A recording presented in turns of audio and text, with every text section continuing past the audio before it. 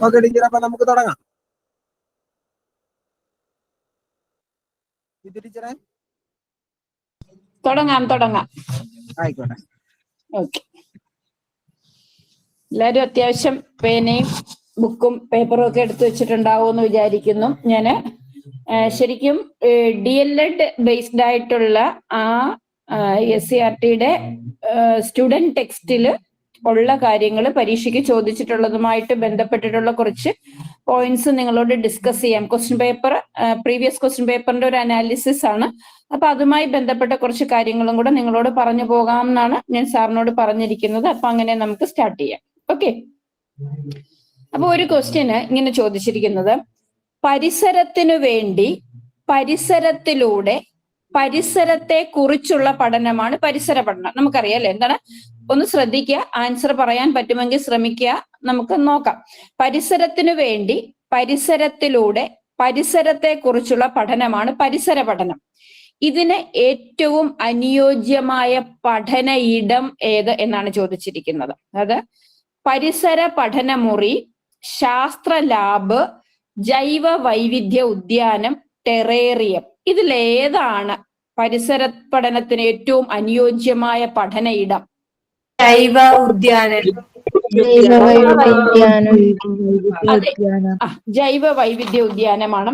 ഈ same question വേറൊരു രീതിയിൽ ചോദിച്ചിട്ടുള്ളതൊന്ന് ശ്രദ്ധിച്ചേ.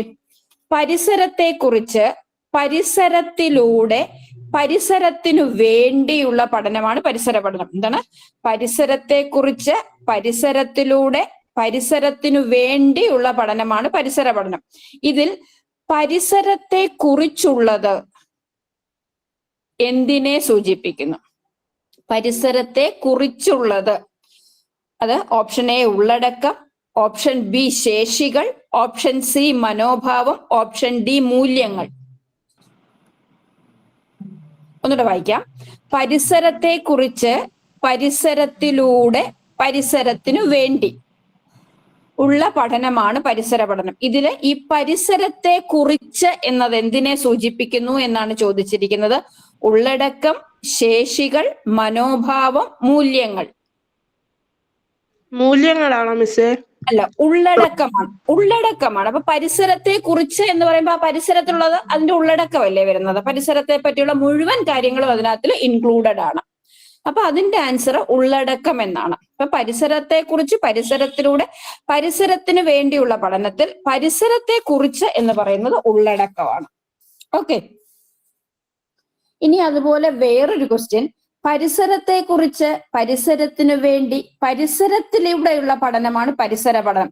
ഇതിൽ പരിസരത്തിലൂടെ എന്ന് സൂചിപ്പിക്കുന്നത് എന്തിനെയാണെന്ന് ചോദിച്ചിട്ട്, പരിസരത്തിലൂടെ മനസ്സിലായല്ലോ. അത് പരിസര പഠനത്തിന്റെ ഉള്ളടക്കം, പ്രക്രിയാശേഷികൾ, മനോഭാവം, സർഗാത്മകത. പ്രക്രിയാശേഷിയാണോ പക്ഷെ? അതെ, പരിസരത്തിലൂടെ എന്നല്ലേ പറഞ്ഞിരിക്കുന്നത്? പരിസരത്തിലൂടെ. അപ്പം ആ പരിസരത്തിനെ നമ്മൾ നിരീക്ഷിക്കുന്നു, അവിടെ നിന്ന് നമ്മൾ ചില വർഗീകരണങ്ങൾ നടത്തേണ്ടി വരുന്നു. അപ്പൊ അതുകൊണ്ട് പരിസരത്തിലൂടെ എന്ന് പറയുന്നതിലൂടെ കുട്ടിയിൽ ഡെവലപ്പ് ചെയ്യുന്നത് പ്രക്രിയാശേഷികളാണ്. കുട്ടിയുടെ പ്രക്രിയാശേഷികൾ, പ്രോസസ് സ്കിൽസ് ആണ്. ഓക്കെ, അപ്പൊ നമ്മുടെ ഒന്നാമത്തെ ക്വസ്റ്റ്യന്റെ ആൻസർ ജൈവ വൈവിധ്യ ഉദ്യാനം എന്നായിരുന്നു അല്ലെ. വേറൊരു ക്വസ്റ്റ്യൻ ശ്രദ്ധിച്ചേ. താഴെ പറയുന്നവയിൽ പരിസ്ഥിതി പരീക്ഷണശാല എന്ന പേരിന് ഏറ്റവും അനുയോജ്യമായ പഠന ഇടം ഏതാണെന്ന്? അക്വേറിയം, ജൈവ വൈവിധ്യ ഉദ്യാനം, ഓർക്കിഡേറിയം, ടെറേറിയം.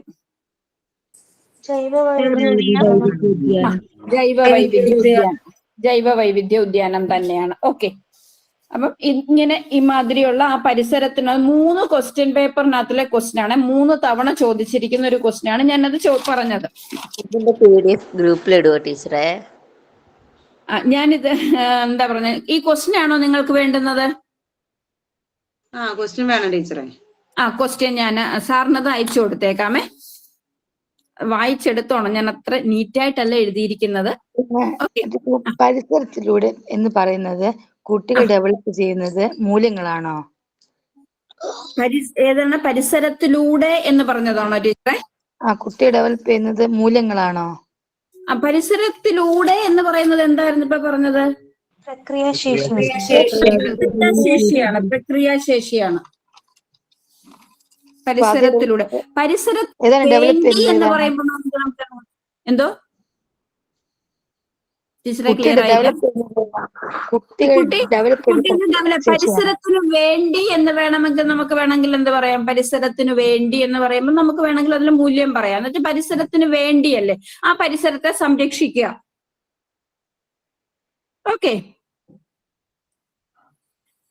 നോക്കിക്കേ, അടുത്ത ഒരെണ്ണമാണ് വൈജ്ഞാനിക അസന്തുലിതാവസ്ഥ സൃഷ്ടിക്കുന്നതിലൂടെ കുട്ടികളെ പഠനത്തിന് സജ്ജരാക്കാം. അങ്ങനെയാണല്ലോ പഠനം നടക്കുക എന്ന് പറയുന്നത്, കുട്ടികളിൽ വൈജ്ഞാനിക അസന്തുലിതാവസ്ഥ സൃഷ്ടിക്കുകയാണ്. അപ്പൊ ഇതിനായുള്ള ഏറ്റവും ഉചിതമായ പ്രവർത്തനം ഏത്? അതായത് കുട്ടിയിൽ വൈജ്ഞാനിക അസന്തുലിതാവസ്ഥ സൃഷ്ടിക്കാനുള്ള ഏറ്റവും ഉചിതമായ പ്രവർത്തനം. 1, ആശയ രൂപീകരണത്തിന് വേണ്ടി പ്രവർത്തനങ്ങൾ വിശദീകരിക്കുക. 2, തുടർ പ്രവർത്തനം നൽകുക. 3, പഠന സന്ദർഭങ്ങൾ ഒരുക്കി പഠന പ്രശ്നം ഉന്നയിക്കുക. 4, മോഡലുകൾ നിർമ്മിച്ച് പ്രദർശിപ്പിക്കുക. അതെ, സി ആണ്, ഓപ്ഷൻ സി ആണ്. അതായത് എന്താണ്? പഠന സന്ദർഭങ്ങൾ ഒരുക്കി പഠന പ്രശ്നം ഉന്നയിക്കുക. അപ്പൊ നമുക്കറിയാം, പിയാഷെയാണ് ഇവിടെ ആലോചിക്കേണ്ട ഒരു കാര്യം. വൈജ്ഞാനികമായ അസന്തുലിതാവസ്ഥ കുട്ടിയെ സൃഷ്ടിക്കുന്നതിലൂടെയാണ് പഠനം നടക്കുന്നതെന്ന് പറഞ്ഞത് പിയാഷെയാണ്. അപ്പൊ അതിന് നമ്മളുടെ ഓരോ ക്ലാസ് റൂമുകളിലും അധ്യാപകർ എന്താ ചെയ്യേണ്ടത്? ഓരോ പഠന സന്ദർഭങ്ങളും എന്ത് ചെയ്യണം? പഠന പ്രശ്നങ്ങളായി കുട്ടിയുടെ മുമ്പിൽ അവതരിപ്പിക്കണം. അപ്പൊ അത് കുട്ടി ഏറ്റെടുക്കും ആ പഠന പ്രശ്നം എങ്കിൽ മാത്രം. അങ്ങനെ ഏറ്റെടുക്കുമ്പോൾ അവനിൽ അസന്തുലിതാവസ്ഥ സൃഷ്ടിക്കുന്നു. ആ പ്രശ്നം സോൾവ് ചെയ്യണമെന്ന് അവന് തോന്നുകയും അതിന്റെ ഒരു ഉത്തരം അവൻ കണ്ടുപിടിക്കാൻ ശ്രമിക്കുകയും ചെയ്യും. അതാണ് അവിടെ നടക്കുന്നത്. ഓക്കെ, ഇനി അടുത്തത്, താഴെ പറയുന്നവയിൽ നിരീക്ഷണം എന്ന പ്രക്രിയാശേഷിയുടെ സൂചകങ്ങളിൽ പെടാത്തത് ഏത്? നിരീക്ഷണം എന്ന പ്രക്രിയാശേഷിയുടെ സൂചകങ്ങളിൽ പെടാത്തത് ഏത്? 1, വസ്തുക്കൾ തിരിച്ചറിയുന്നു. 2, വിവിധ ഇന്ദ്രിയങ്ങൾ ഉപയോഗിക്കുന്നു. 3, സവിശേഷതകൾ കൃത്യമായി വിവരിക്കുന്നു. 4, അനുയോജ്യമായ യൂണിറ്റുകൾ ഉപയോഗിച്ച് അളക്കുന്നു. നിരീക്ഷണം അതിൻ്റെതല്ലാത്തത്, സൂചകമല്ലാത്തത്. നമ്മൾ കുട്ടിക്ക് നിരീക്ഷണം കൊടുക്കുമ്പോൾ ടീച്ചർ കുട്ടി അത് കറക്റ്റായിട്ട് നിരീക്ഷിച്ചോ എന്ന് നമ്മൾ അറിയുന്നത് എങ്ങനെയാണ്? ചില സൂചകങ്ങളുടെ അടിസ്ഥാനത്തിലാണ്. അപ്പൊ ആ 4 സൂചകങ്ങളാണ് ഞാൻ ഇതിൽ പറഞ്ഞത്. അതിൽ ഒരു സൂചകം നിരീക്ഷണവുമായി ബന്ധപ്പെടാത്തതാണ്. അത് ഏതാണ് എന്നാണ് ക്വസ്റ്റ്യൻ. എന്താണ്? വസ്തുക്കൾ തിരിച്ചറിയുന്നു. എന്തോ സ്നേഹ? ഓപ്ഷൻസ് ഒന്നും കൂടെ വായിക്കും മിസ്സേ. വായിക്കാണ്. വസ്തുക്കൾ തിരിച്ചറിയുന്നു, വിവിധ ഇന്ദ്രിയങ്ങൾ ഉപയോഗിക്കുന്നു, സവിശേഷതകൾ കൃത്യമായി വിവരിക്കുന്നു, അനുയോജ്യമായ യൂണിറ്റുകൾ ഉപയോഗിച്ച് അളക്കുന്നു. അതെ, ആരൊക്കെയോ സി ഓപ്ഷൻ എഴുതിയിട്ടുണ്ട്. അതെ, അതായത് സവിശേഷതകൾ കൃത്യമായി വിവരിക്കുക എന്ന് പറയുന്നത് ഏത് പ്രക്രിയാശേഷിയിൽ വരുന്നതാണ്? ആശയവിനിമയം ചെയ്യുക എന്ന് പറയുന്ന പ്രക്രിയാശേഷിയാണ്. ആശയവിനിമയം ചെയ്യുക എന്ന് പറയുന്ന പ്രക്രിയാശേഷിയിലാണ് സവിശേഷതകൾ കൃത്യമായി വിവരിക്കുന്നത്. ബാക്കി 3 എന്താണ്? വസ്തുക്കളെ തിരിച്ചറിയുന്നത്, വിവിധ ഇന്ദ്രിയങ്ങൾ ഉപയോഗിക്കുന്നത്, അനുയോജ്യമായ യൂണിറ്റുകൾ ഉപയോഗിച്ച് അളക്കുന്നു എന്ന് പറയുന്നത് നിരീക്ഷിച്ചാലല്ലേ നമുക്ക് അളക്കാൻ പറ്റത്തുള്ളൂ. അല്ലെങ്കിൽ അളന്ന് രേഖപ്പെടുത്തുന്നു എന്ന് പറയുന്നത് വേറൊരു പ്രക്രിയാശേഷിയാണ്.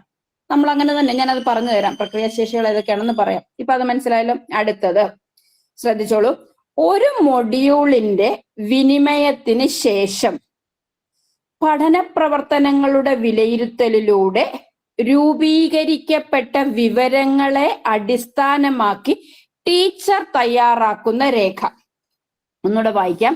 ഒരു മൊഡ്യൂളിന്റെ വിനിമയത്തിന് ശേഷം പഠന പ്രവർത്തനങ്ങളുടെ വിലയിരുത്തലിലൂടെ രൂപീകരിക്കപ്പെട്ട വിവരങ്ങളെ അടിസ്ഥാനമാക്കി ടീച്ചർ തയ്യാറാക്കുന്ന രേഖ. 1, സഞ്ചിത രേഖ. 2, പ്രതിഫലനാത്മക കുറിപ്പ്. 3, പഠന പുരോഗതി രേഖ. 4,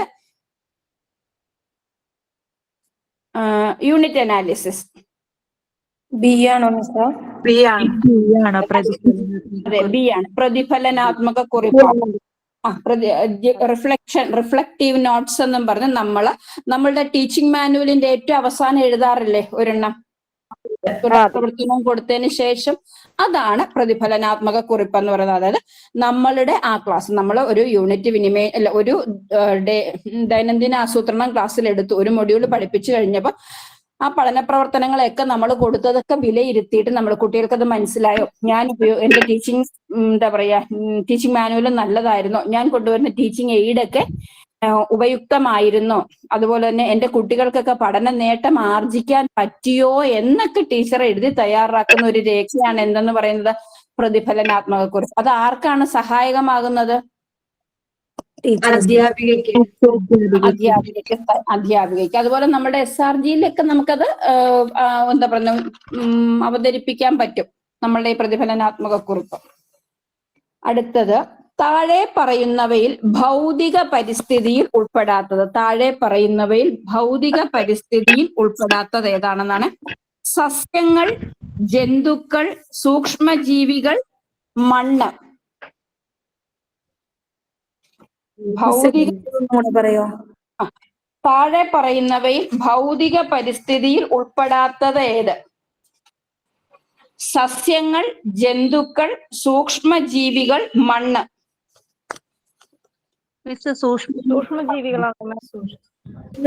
ഭൗതിക പരിസ്ഥിതിയിൽ ഉൾപ്പെടാത്തത് ഒന്നുകൂടെ മണ്ണാണ്. മണ്ണാണ് അതിന്റെ ആൻസർ. മണ്ണാണ്. അത് ഈ ഒന്നുകൂടെ അതൊന്ന് പറയാം. താഴെ പറയുന്നതിൽ ഭൗതിക പരിസ്ഥിതി ഉൾപ്പെടാത്തത് മണ്ണാണ്. അപ്പം നമുക്കറിയാം നമ്മുടെ പരിസ്ഥിതി എന്ന് പറയുന്നത് ഫിസിക്കൽ എൻവയോൺമെന്റ്, അതായത് ഭൗതിക പരിസ്ഥിതിയുമുണ്ട്, അതുപോലെ ജൈവികമായ ഒരു പരിസ്ഥിതി അല്ലെങ്കിൽ പ്രകൃതിദത്ത പരിസ്ഥിതിയുമുണ്ട്. അതിൽ ഫിസിക്കൽ എൻവയോൺമെന്റിന്റെ ഉദാഹരണങ്ങളാണ് പ്രകാശം, മണ്ണ്, ഊഷ്മാവ്, ജലം. ഇതൊക്കെ കേട്ടത് ടെക്സ്റ്റിനകത്തുള്ളതാണ്. നിങ്ങളുടെ ആ പരിസരപടം ഒന്നാമത്തെ പ്രകാശം, മണ്ണ്, ഊഷ്മാവ്, ജലം. ഊഷ്മാവ് ടെമ്പറേച്ചർ, ദെൻ ജലം. ഇതെന്താണ് ടീച്ചറെ പ്രകാശം, മണ്ണ്, ഊഷ്മാവ്, ജലം എന്ന് പറയുന്നത്? ഭൗതിക പരിസ്ഥിതി അല്ലെങ്കിൽ ഫിസിക്കൽ എൻവയോൺമെന്റ്. ഭൗതിക പരിസ്ഥിതി അല്ലെങ്കിൽ ഫിസിക്കൽ എൻവയോൺമെന്റ്. പ്രകാശം, മണ്ണ്, ഊഷ്മാവ്, ജലം.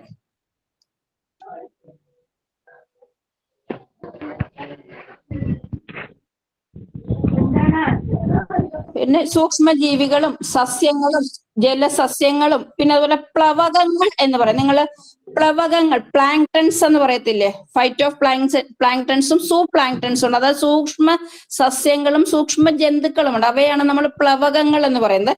അപ്പം ഈ പ്ലവകങ്ങൾ, സൂക്ഷ്മജീവികൾ, ജലസസ്യങ്ങൾ, മറ്റ് സസ്യങ്ങൾ, മത്സ്യം, തവള തുടങ്ങിയ ജന്തുക്കൾ. ഒരു മിനിറ്റ് ഒന്ന് ശ്രദ്ധിച്ചോണേ. വിഘാടകരായ സൂക്ഷ്മജീവികൾ ഇതൊക്കെയും ജൈവിക ഘടകങ്ങളാണ്. ഓക്കെ, റിപ്പീറ്റ് ചെയ്യോ? പറയാം. ജീവിയ ഘടകങ്ങൾ എന്ന് എഴുതിക്കോളൂ. ജീവിയ ഘടകങ്ങൾ അല്ലെങ്കിൽ ബയോളജിക്കൽ എൻവയോൺമെന്റ്. ജീവിയ ഘടകങ്ങൾ അല്ലെങ്കിൽ ബയോളജിക്കൽ എൻവയോൺമെന്റ്. പ്ലവകങ്ങൾ അല്ലെങ്കിൽ പ്ലാങ്ക്ടൺസ് എന്ന് പറയുമ്പോൾ പ്ലവകങ്ങൾ, സൂക്ഷ്മ ജലസസ്യങ്ങൾ, മറ്റ് സസ്യങ്ങൾ, മത്സ്യം, തവള തുടങ്ങിയ ജന്തുക്കൾ,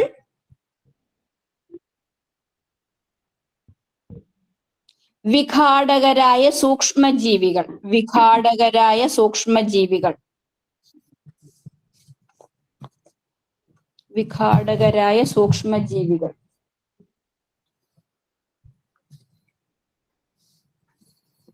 എഴുതിയോ?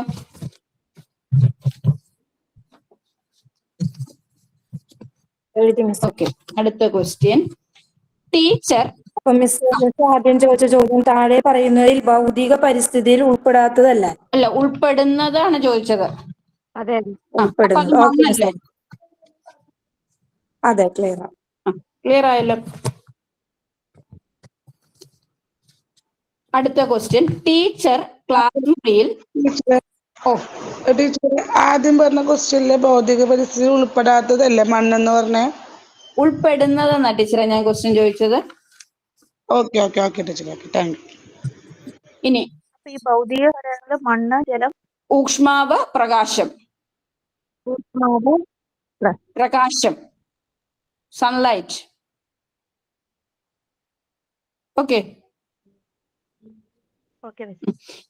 അടുത്ത ക്വസ്റ്റ്യൻ ആണ്, ടീച്ചർ ക്ലാസ് മുറിയിൽ പഠന പ്രക്രിയയ്ക്ക് ശേഷം വർക്ക്ഷീറ്റുകൾ നൽകി വ്യക്തിഗതമായി പൂർത്തിയാക്കുവാൻ കുട്ടികളോട് പറയുന്നു.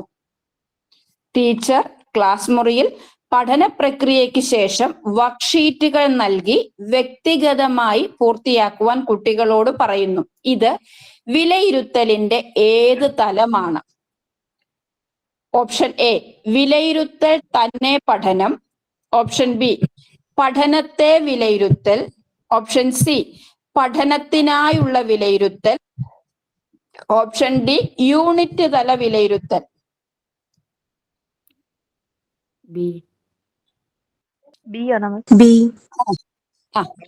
ബി ആണ്. സോറി ബി അല്ല, പഠനത്തിനായുള്ള വിലയിരുത്തലാണ്. ഓപ്ഷൻ സി ആണ്. അല്ലല്ല അത് തിരിഞ്ഞു പോകരുത്. വിലയിരുത്തൽ തന്നെ പഠനം എന്ന് പറയുന്നത് അസസ്മെന്റ് ആസ് ലേണിംഗ്. പഠനത്തെ വിലയിരുത്തൽ എന്ന് പറയുന്നത് അസസ്മെന്റ് ഓഫ് ലേണിംഗ്.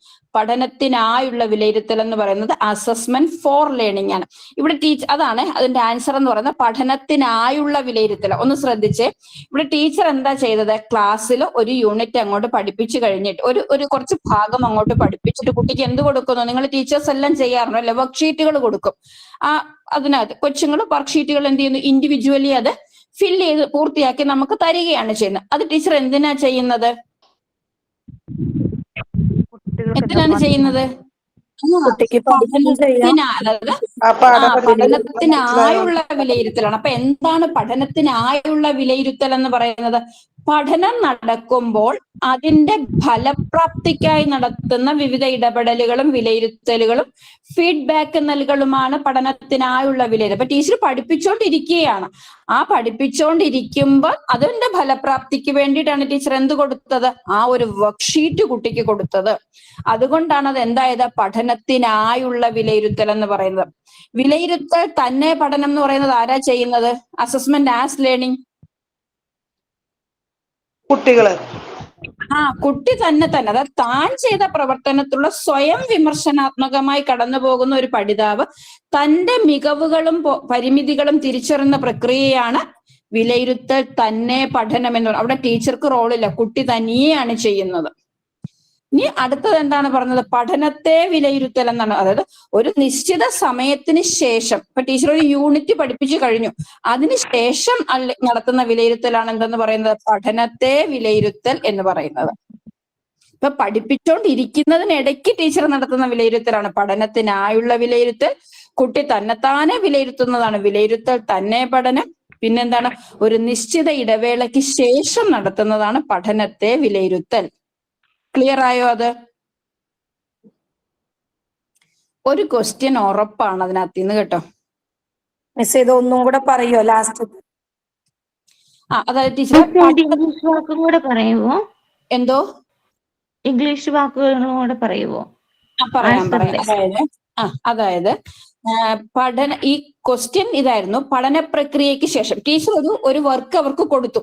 ആ ടീച്ചർ ഒരു പഠന പ്രക്രിയ എന്തോ ആട്ടോ, ഒരു വർഗീകരണമോ അല്ലെങ്കിൽ അങ്ങനെ എന്തോ ഒരു പ്രോസസ്സ് ക്ലാസ്സിൽ കൊടുത്തതിന് ശേഷം ടീച്ചർ എന്ത് കൊടുക്കുന്നു? കുട്ടിക്ക് ഒരു വർക്ക്ഷീറ്റ് കംപ്ലീറ്റ് ചെയ്യാൻ കൊടുക്കുന്നു. അപ്പൊ അത് ടീച്ചർ പഠിപ്പിച്ചുകൊണ്ടിരിക്കുന്നതിനിടയിൽ നടത്തുന്ന എന്താണ്? വിലയിരുത്തലാണ്. അതുകൊണ്ട് അത് എന്തായി മാറി? പഠനത്തിനായുള്ള വിലയിരുത്തലാണ്. കുട്ടിയെ പഠനത്തിന് ഹെൽപ്പ് ചെയ്യാണ് ടീച്ചർ. അതാണ് പഠനത്തിനായുള്ള വിലയിരുത്തൽ അല്ലെങ്കിൽ അസസ്മെന്റ് ഫോർ ലേണിംഗ് എന്ന് പറയുന്നത്. പഠിപ്പിച്ചുകൊണ്ടിരിക്കുന്നതിനിടയ്ക്ക്, അതായത് പഠനം നടക്കുമ്പോൾ തന്നെ നടത്തുന്ന വിലയിരുത്തലാണ് എന്തെന്ന് പറയുന്നത്? പഠനത്തിനായുള്ള വിലയിരുത്തൽ അല്ലെങ്കിൽ അസസ്മെന്റ് ഫോർ ലേണിംഗ് എന്ന് പറയുന്നത്. ഓക്കെ. രണ്ടാമത്തേത് വിലയിരുത്തൽ തന്നെ പഠനം. കുട്ടി എന്ത് ചെയ്യുന്നു? അവന്റെ മികവുകളും പരിമിതികളും സ്വയം തിരിച്ചറിയാണ്. കുട്ടി തന്നെത്താനാണ്, അവനെ തന്നെയാണ് അവിടെ വിലയിരുത്തുന്നത്. അതാണ് അസസ്മെന്റ് ആസ് ലേണിംഗ് എന്ന് പറയുന്നത്. വിലയിരുത്തൽ തന്നെ പഠനമാണ് അസസ്മെന്റ് ആസ് ലേണിംഗ്. ഓക്കെ. ഇനി മൂന്നാമത്തേതാണ് പഠനത്തെ വിലയിരുത്തൽ. ഒരു നിശ്ചിത സമയത്തിന് ശേഷം കുട്ടി എന്തൊക്കെ പഠിച്ചു എന്ന് മനസ്സിലാക്കാനാണ് മനസ്സിലാക്കാൻ ഉപയോഗിക്കുന്ന വിലയിരുത്തലാണ് പഠനത്തെ വിലയിരുത്തൽ എന്ന് പറയുന്നത്. അപ്പൊ അവിടെയാണ് നമ്മൾ എന്ത് ചെയ്യുന്നത്? ഇപ്പൊ ഒരു യൂണിറ്റ് ടെസ്റ്റ് നടത്തുന്നു, അല്ലെങ്കിൽ ടേം പരീക്ഷകൾ നടത്തുന്നു. ഇതൊക്കെ എന്താണ്? പഠനത്തെ വിലയിരുത്തലാണ്. ഓക്കെ ടീച്ചറെ, മനസ്സിലായോ? ഒരു മിനിറ്റ് മിസ്, ഒന്ന് എഴുതിക്കോട്ടെ ഈ പോയിന്റ്. ആ, ഒരു നിശ്ചിത സമയത്തിന് ശേഷം എന്തെല്ലാം പഠിച്ചു എന്ന് വിലയിരുത്തുന്നതാണ് പഠനത്തെ വിലയിരുത്തൽ, അല്ലെങ്കിൽ അസസ്മെന്റ് ഓഫ് ലേണിംഗ്. അതിലെ യൂണിറ്റ് വരും അല്ലേ? യൂണിറ്റ് ടെസ്റ്റ് വരും, ടേം ആൻഡ് ഇവാലുവേഷൻ വരും. അതൊക്കെ ഒരു നിശ്ചിത സമയത്തിന് ശേഷമല്ലേ നമ്മൾ ഇതൊക്കെ നടത്തുന്നത്. ഓക്കെ.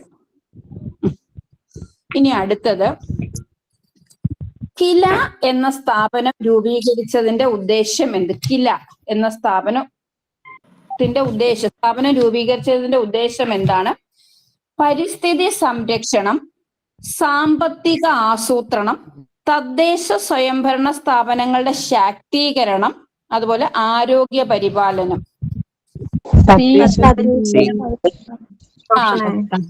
അതെ, ഏതാണ്? തദ്ദേശ സ്വയംഭരണ സ്ഥാപനങ്ങളുടെ ശാക്തീകരണത്തിന് വേണ്ടിയിട്ടാണ് കില ഫോം ചെയ്തിരിക്കുന്നത്. ഓക്കെ, അതിന്റെ ഫുൾ ഫോം ഒരിക്കൽ ചോദിച്ചിട്ടുണ്ട്. അതിന്റെ ഫുൾ ഫോം ആണ് Kerala institute of local administration. KILA, Kerala institute of local administration. ഇത് സെമസ്റ്റർ 1-ലുള്ളതാണ്. പിന്നെ Kerala institute of local administration, KILA, KILA, കില. തദ്ദേശ സ്വയംഭരണ സ്ഥാപനങ്ങളുടെ ശാക്തീകരണമാണ്. അത് നമ്മുടെ പഞ്ചായത്ത് കോർപ്പറേഷനിലൊക്കെ ഇലക്ഷൻ കഴിയുമ്പോൾ അവിടെയുള്ള മെമ്പർമാരുടെയൊക്കെ ട്രെയിനിങ്ങുകളും ക്ലാസ്സുകളും ഒക്കെ കൊടുക്കുന്ന സ്ഥാപനമാണ് കില. തൃശ്ശൂരാണ്. കിലയുടെ ആസ്ഥാനം തൃശ്ശൂരാണ്. അപ്പൊ ആ ഒരു ഭാഗത്ത് ഒരു എന്താ പറയുക, അതിനോട് ചേർന്നിട്ട് നവകേരള കർമ്മ പദ്ധതിയെ പറ്റി പറയുന്നുണ്ട്. ഒന്ന് നോട്ട് ചെയ്തോളെ. നവകേരള കർമ്മ പദ്ധതി. നവകേരള കർമ്മ പദ്ധതി. അതിന് 4 മിഷനുകളാണുള്ളത്. നവകേരള കർമ്മ പദ്ധതിക്ക് 4 മിഷൻ. അറിയാമോ ഏതൊക്കെയാണെന്ന്? ഇല്ല ടീച്ചർ. എഴുതിക്കോളൂ. പറയാം. നവകേരള കർമ്മ പദ്ധതിയുടെ 4 മിഷനുകളാണ്. ഹരിത കേരളം വിതിൻ ബ്രാക്കറ്റുകൾ എഴുതിക്കോളൂ. വെള്ളം, വൃത്തി, വിളവ്. ഹരിത കേരളം, അതിന്റെ പിന്നെ വെള്ളം, വൃത്തി, വിളവ്. വെള്ളം, വൃത്തി, വിളവ്. രണ്ടാമത്തേതാണ് വെള്ളം, വൃത്തി, വിളവ്, ഹരിത കേരളം. രണ്ടാമത്തേതാണ് പൊതുവിദ്യാഭ്യാസ സംരക്ഷണ യജ്ഞം. പൊതുവിദ്യാഭ്യാസ സംരക്ഷണ യജ്ഞം. മതനിരപേക്ഷ ജനാധിപത്യ വിദ്യാഭ്യാസം. മതനിരപേക്ഷ ജനാധിപത്യ വിദ്യാഭ്യാസം. ഈ പൊതുവിദ്യാഭ്യാസ സംരക്ഷണ യജ്ഞത്തിന് ശേഷം ഇപ്പൊ നടപ്പിലാക്കി വരുന്നത് വിദ്യാകിരണം എന്ന് പറഞ്ഞിട്ട് ഒരു പ്രോജക്റ്റ് ആണ്. വിദ്യാകിരണം. പൊതുവിദ്യാഭ്യാസ സംരക്ഷണ യജ്ഞത്തിന് ശേഷമുള്ളതാണ് വിദ്യാകിരണം. ജസ്റ്റ് ഒന്ന് നോട്ട് ചെയ്ത് വെച്ചോളൂ. വിദ്യാകിരണം. മതനിരപേക്ഷ ജനാധിപത്യ വിദ്യാഭ്യാസം. അതാണ് പൊതുവിദ്യാഭ്യാസ സംരക്ഷണ യജ്ഞം എന്ന് പറയുന്നത് ടീച്ചറെ. ഇപ്പം പൊതുവിദ്യാഭ്യാസ സംരക്ഷണ യജ്ഞത്തിന് ശേഷമുള്ള ആ പ്രോജക്റ്റിന് പറയുന്നത് വിദ്യാകിരണം എന്നാണ്. വിദ്യാകിരണം. ഓക്കെ, അടുത്തതാണ് ലൈഫ്. മൂന്നാമത്തേത് ലൈഫ്. എല്ലാവർക്കും പാർപ്പിടം. ലൈഫ് ആണ് എല്ലാവർക്കും പാർപ്പിടം.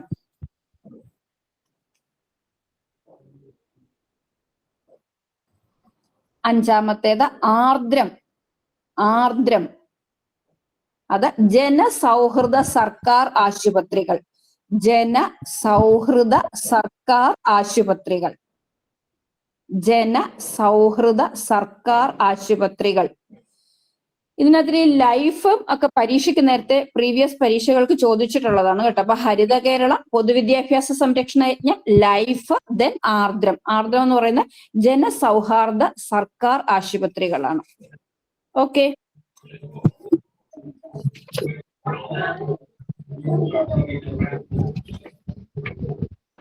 മിസ്സേ കിലയുടെ ഒന്നും കൂടെ പറയോ? Kerala institute of local administration. എഴുതിയോ ടീച്ചറെ? ഓക്കെ മിസ്സേ, താങ്ക് എന്ത് ടീച്ചറെ? അതിന്റെ ഉദ്ദേശം കിലയുടെ തദ്ദേശ സ്വയംഭരണ സ്ഥാപനങ്ങളുടെ ശാക്തീകരണം. തദ്ദേശ സ്വയംഭരണ സ്ഥാപനങ്ങളുടെ ശാക്തീകരണം.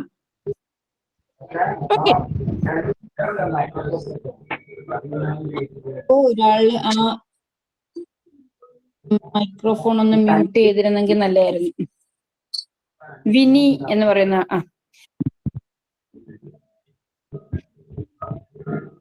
അടുത്തത്, താഴെ പറയുന്നവയിൽ അടിസ്ഥാന പ്രക്രിയാശേഷികളിൽ ഉൾപ്പെടാത്തത് ഏത്? താഴെ പറയുന്നവയിൽ അടിസ്ഥാന പ്രക്രിയാശേഷികളിൽ ഉൾപ്പെടാത്തത് ഏത്? എ നിരീക്ഷണം, ബി വർഗീകരണം, സി അളക്കൽ, ഡി പരീക്ഷണത്തിലേർപ്പെടൽ. അടിസ്ഥാന അതെ അതെ, പരീക്ഷണത്തിലേർപ്പെടലാണ്. അപ്പം മൊത്തം 13 പ്രക്രിയാശേഷികളാണുള്ളത്. മൊത്തത്തിൽ 13 എണ്ണമുണ്ട്.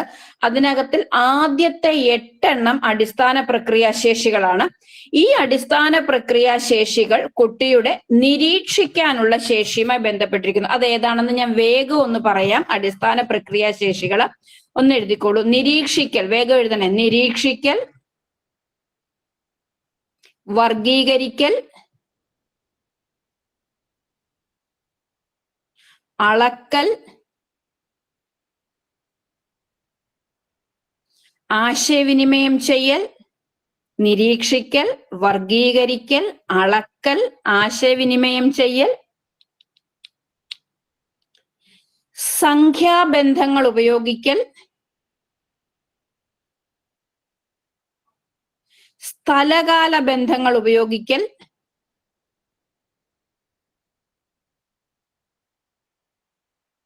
നിഗമനത്തിലെത്തൽ,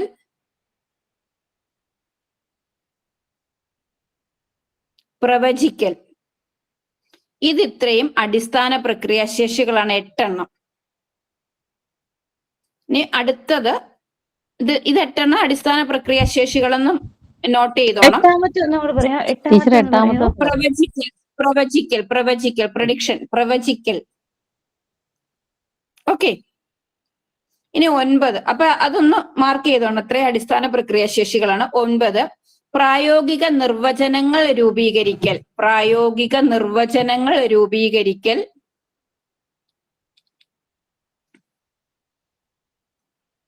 പരികൽപ്പനകൾ രൂപീകരിക്കൽ, പരികൽപ്പനകൾ രൂപീകരിക്കൽ,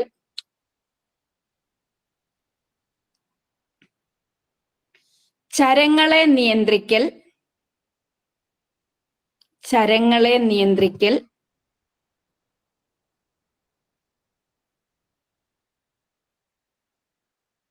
ദത്തങ്ങൾ വ്യാഖ്യാനിക്കൽ,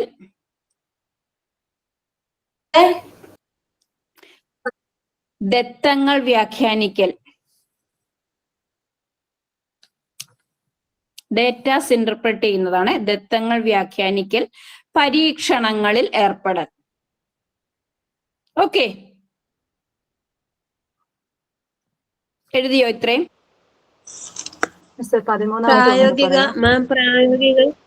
നിർവചനങ്ങൾ രൂപീകരിക്കൽ, പ്രായോഗിക നിർവചനങ്ങൾ രൂപീകരിക്കൽ. ലാസ്റ്റ് വൺ എന്താ ടീച്ചറെ ചോദിച്ച? പരീക്ഷണങ്ങളിൽ ഏർപ്പെടൽ. 13ാമത്തേതാണ് പരീക്ഷണങ്ങളിൽ ഏർപ്പെടൽ. പറയാമോ? സെക്കൻഡ് ലാസ്റ്റ് ആണോ? ദത്തങ്ങൾ വ്യാഖ്യാനിക്കൽ, ദത്തങ്ങൾ വ്യാഖ്യാനിക്കൽ. ഓക്കെ, ഇനി ഞാൻ വേറൊരു ക്വസ്റ്റ്യൻ. ഇന്ത്യയെ കണ്ടെത്തൽ എന്ന പുസ്തകത്തിന്റെ രചയിതാവ് ആരാണ്?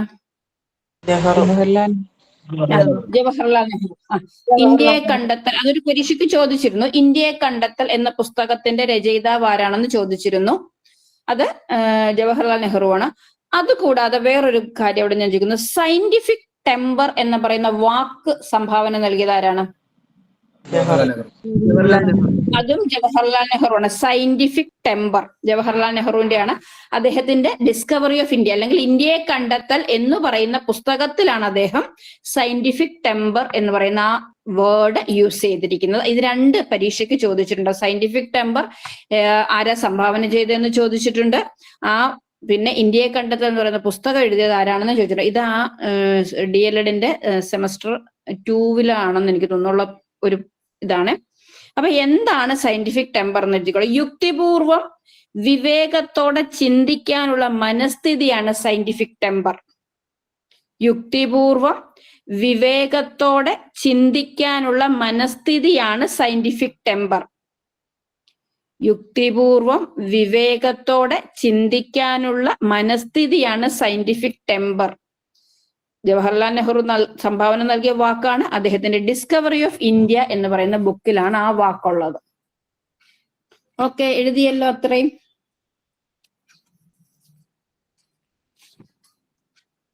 യെസ്. അടുത്തത് യുക്തിപൂർവ്വം വിവേകത്തോടെ ചിന്തിക്കാനുള്ള മനസ്ഥിതിയാണ് സയന്റിഫിക് ടെമ്പർ.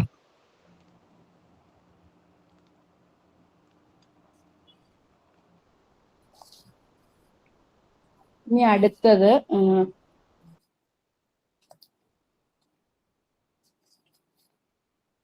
ഓക്കെ, അന്വേഷണാത്മക പഠന രീതിയുടെ ഘട്ടങ്ങളിൽ 5E, അതാണല്ലോ അറിയാമല്ലോ. 5E എന്ന് പറയുന്ന അറിയാമല്ലോ, 5 E's. അപ്പൊ അന്വേഷണാത്മക പഠന രീതിയുടെ ഘട്ടങ്ങളിൽ 5E അതാണ് അത്. നേടിയ അറിവിന്റെ പ്രയോഗം ഉറപ്പാക്കുന്ന ഘട്ടം. നേടിയ അറിവിന്റെ പ്രയോഗം ഉറപ്പാക്കുന്ന ഘട്ടം ഏതാണെന്നാണ് ചോദിച്ചിരിക്കുന്നത്. A. Engage, B. Explore, C. Evaluate, D. Elaborate.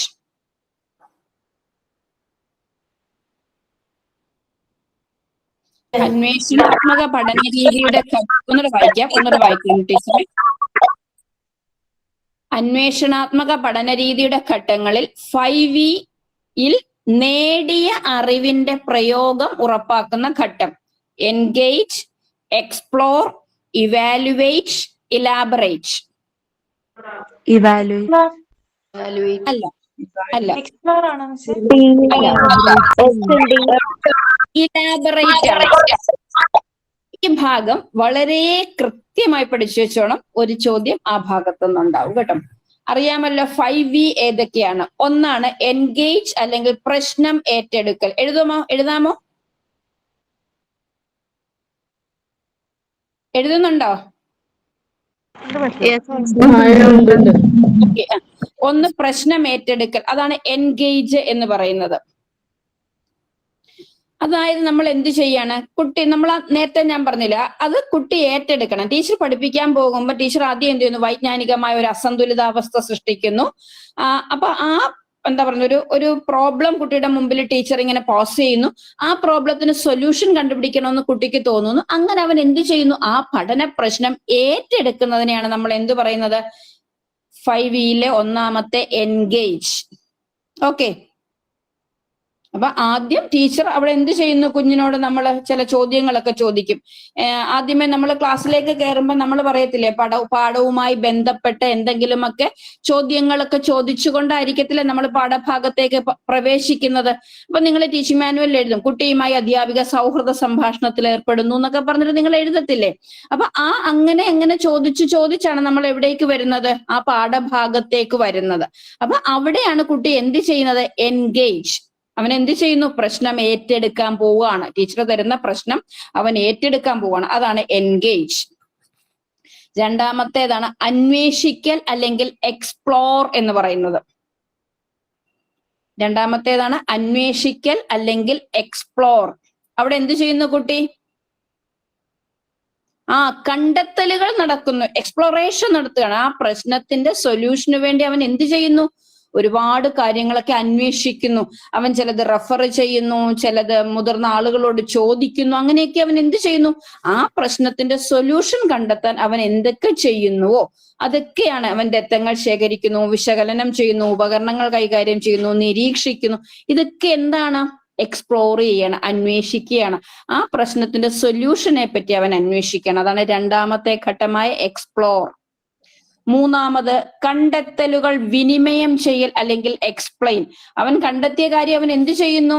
അവന്റെ സഹപാഠികളോടും അവന്റെ ടീച്ചറോടും ഒക്കെ അവൻ എന്ത് ചെയ്യുന്നു? വിവരിക്കുന്നു, അല്ലെ? അതാണ് എന്ത്? എക്സ്പ്ലെയിൻ എന്ന് പറയുന്നത്. കണ്ടെത്തലുകൾ വിനിമയം ചെയ്യലാണ് എക്സ്പ്ലെയിൻ. നാലാമത്തേതാണ് തുടർ പ്രവർത്തനങ്ങളിൽ ഏർപ്പെടൽ അല്ലെങ്കിൽ ഇലാബറേറ്റ് അല്ലെങ്കിൽ എക്സ്റ്റെൻഡ് എന്ന് പറയും കേട്ടോ. തുടർ പ്രവർത്തനങ്ങളിൽ ഇതിന്റെ ഇംഗ്ലീഷും കറക്റ്റായിട്ട് ആ വാക്കുകൾ പഠിച്ചു വെച്ചോണം. എന്താന്ന് പറഞ്ഞാൽ ചില ക്വസ്റ്റ്യൻ പേപ്പറിനകത്തിൽ അതിന്റെ മലയാളം തരില്ല. അതുകൊണ്ട് ഈ ഇംഗ്ലീഷ് വാക്കുകൾ തന്നെ കമ്പൽസറി പഠിച്ചു വെച്ചേക്കണം കേട്ടോ. തുടർ പ്രവർത്തനങ്ങളിൽ ഏർപ്പെടൽ അല്ലെങ്കിൽ എലാബറേറ്റ് ഓർ എക്സ്റ്റെൻഡ് എന്ന് പറയുമ്പോൾ അതായത് അവൻ പഠിച്ചു, അവന് എന്ത് പറയും, അവൻ ഒരുപാട് അറിവുകളൊക്കെ ക്ലാസ്സിൽ നേടി. ആ നേടിയ അറിവുകളെയൊക്കെ അവൻ എന്ത് ചെയ്യുന്നു? തുടർ പ്രവർത്തനങ്ങളായി ഏറ്റെടുക്കുകയാണ് അവൻ ചെയ്യുന്നത്. അവിടെയാണ് അവൻ അറിവിന്റെ പ്രയോഗം. അതിനാണല്ലോ നമ്മൾ ഓരോ ക്ലാസ് കഴിയുമ്പോഴും കുട്ടിക്ക് എന്ത് കൊടുക്കുന്നു? തുടർ പ്രവർത്തനം കൊടുക്കത്തില്ല. യെസ്, അതായത് കണ്ടെത്തിയ ആശയങ്ങളുടെ തുടർ സാധ്യതകൾ അന്വേഷിക്കുകയും പുതിയ സന്ദർഭങ്ങളിൽ പ്രയോഗിക്കുകയും ഒക്കെ ചെയ്യും. അവൻ നേടിയ അറിവിനെ അവൻ പ്രയോഗിക്കുന്നത് എവിടെയാണ്? ശരിക്കും പറഞ്ഞാൽ ഇലാബറേറ്റ്. അവൻ തുടർ പ്രവർത്തനങ്ങൾ ചെയ്യുമ്പോഴാണ് ഇലാബറേറ്റ് എന്ന് പറയുന്നത്. The last one evaluate. അഞ്ചാമത്തേതാണ് അതാണ് 5E. ഇവാലുവേറ്റ് അല്ലെങ്കിൽ വിലയിരുത്തൽ. ടീച്ചർ കുട്ടിയെ വിലയിരുത്തുന്നു, അതുപോലെ കുട്ടി സ്വയം വിലയിരുത്തുകയും ചെയ്യുന്നുണ്ട്. അതാണ് ഇവാലുവേറ്റ്. ക്ലിയർ ആയോ? ഓക്കെ, എല്ലാം ഒന്ന് പറയുവോ? എന്തോ എല്ലാം ഒന്ന് പറയുവോ?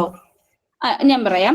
ഞാൻ ഒരു എക്സാമ്പിൾ ഞാൻ പറയാം. ഇപ്പം നോക്കിക്കേ, 5E. ടീച്ചർ ക്ലാസ്സിൽ കയറി. ടീച്ചർ ജീവികൾ എന്ന് പറയുന്ന ഭാഗം പഠിപ്പിക്കുകയാണ്. ടീച്ചർ ഇപ്പൊ ക്ലാസ്സിൽ കയറിയിട്ട് 2ാം ക്ലാസ് ആണെന്ന് വെച്ചോളൂ. 2ാം ക്ലാസ്സിലെ കുട്ടികളോട് ടീച്ചർ ഒരു ക്വസ്റ്റ്യൻ ചോദിക്കുകയാണ്. തവള കരയിലാണോ വെള്ളത്തിലാണോ ജീവിക്കുന്നത്? അതുവരെ ഇതായിരുന്ന കുഞ്ഞിന് എന്തുണ്ടായി? വൈജ്ഞാനികമായ ഒരു അസന്തുലിതാവസ്ഥ ഉണ്ടായി. അവന്റെ മുമ്പിൽ ഞാൻ എന്ത് ചെയ്തു? ഒരു പ്രോബ്ലം പോസ് ചെയ്തു, അല്ലെ? തവള കരയിലാണോ വെള്ളത്തിലാണോ ജീവിക്കുന്നത്? 2ാം ക്ലാസ്സുകാരനെ സംബന്ധിക്കുന്നിടത്തോളം അത് അവനിൽ ഒരു വെല്ലുവിളി ഉയർത്തുന്ന ഒരു പ്രശ്നമാണ്. അപ്പൊ അവൻ എന്ത് ചെയ്യുന്നു? ആ പ്രശ്നം ഏറ്റെടുക്കുന്നു, എൻഗേജ്. രണ്ടാമത് എന്താണ്? പ്രശ്നം വന്നു, ഇനി അതിന് സൊല്യൂഷൻ കണ്ടെത്തണം. അവൻ എന്ത് ചെയ്യുന്നു? എക്സ്പ്ലോർ ചെയ്യുന്നു, അല്ലെ? അപ്പൊ അവൻ എന്ത് ചെയ്യുന്നു? വീട്ടിൽ ചെന്ന് മുതിർന്ന അച്ഛനോടും അമ്മയോടും ഒക്കെ ചോദിക്കുന്നുണ്ട്. അതല്ല, ടീച്ചർ ക്ലാസ്സിൽ പറയുമ്പോൾ തന്നെ അവനൊരു എന്താ പറയാ, ചില കുട്ടി പറയും ഞാനിതിനെ വെള്ളത്തിൽ കണ്ടിട്ടുണ്ട്. അപ്പൊ വേറൊരുത്തൻ പറയും ഞാനിതിനെ എന്റെ വീട്ടിൽ കണ്ടിട്ടുണ്ട്, എന്റെ മുറിയിൽ ഒരു ദിവസം ഒരു തവള വന്നു. അപ്പൊ കൊച്ചുങ്ങൾക്ക് ആകെ കൺഫ്യൂഷൻ ആയിപ്പോയി, അല്ലെ? അതാണ് ഒരു പ്രശ്നം അവിടെ ഉണ്ടായി. കുഞ്ഞ് എൻഗേജ് ചെയ്യുന്നു.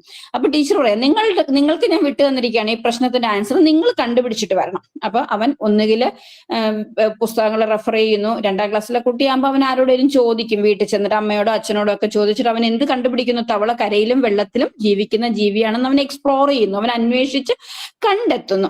മൂന്നാമത് അവൻ അടുത്ത ദിവസം ക്ലാസ്സിൽ വന്നിട്ട് ടീച്ചറിനോട് പറയാണ്, ടീച്ചറെ തവള കരയിലും വെള്ളത്തിലും ജീവിക്കുന്ന ജീവിയാണ് പറയുന്നു.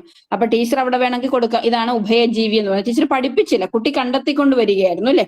അപ്പം അവൻ ക്ലാസ്സിൽ വന്ന് വിവരിക്കുന്നതാണ് എന്തെന്ന് പറയുന്നത്? എക്സ്പ്ലെയിൻ എന്ന് പറയുന്ന ഘട്ടം. ആ ദിവസം ടീച്ചർ കുട്ടിക്ക് കൊടുക്കുകയാണ്, തവളയെ പോലെ കരയിലും വെള്ളത്തിലും ജീവിക്കുന്ന ജീവികളുടെ പേരുകൾ കണ്ടെത്തിക്കൊണ്ടുവരാൻ. അപ്പൊ അതെന്താണ്?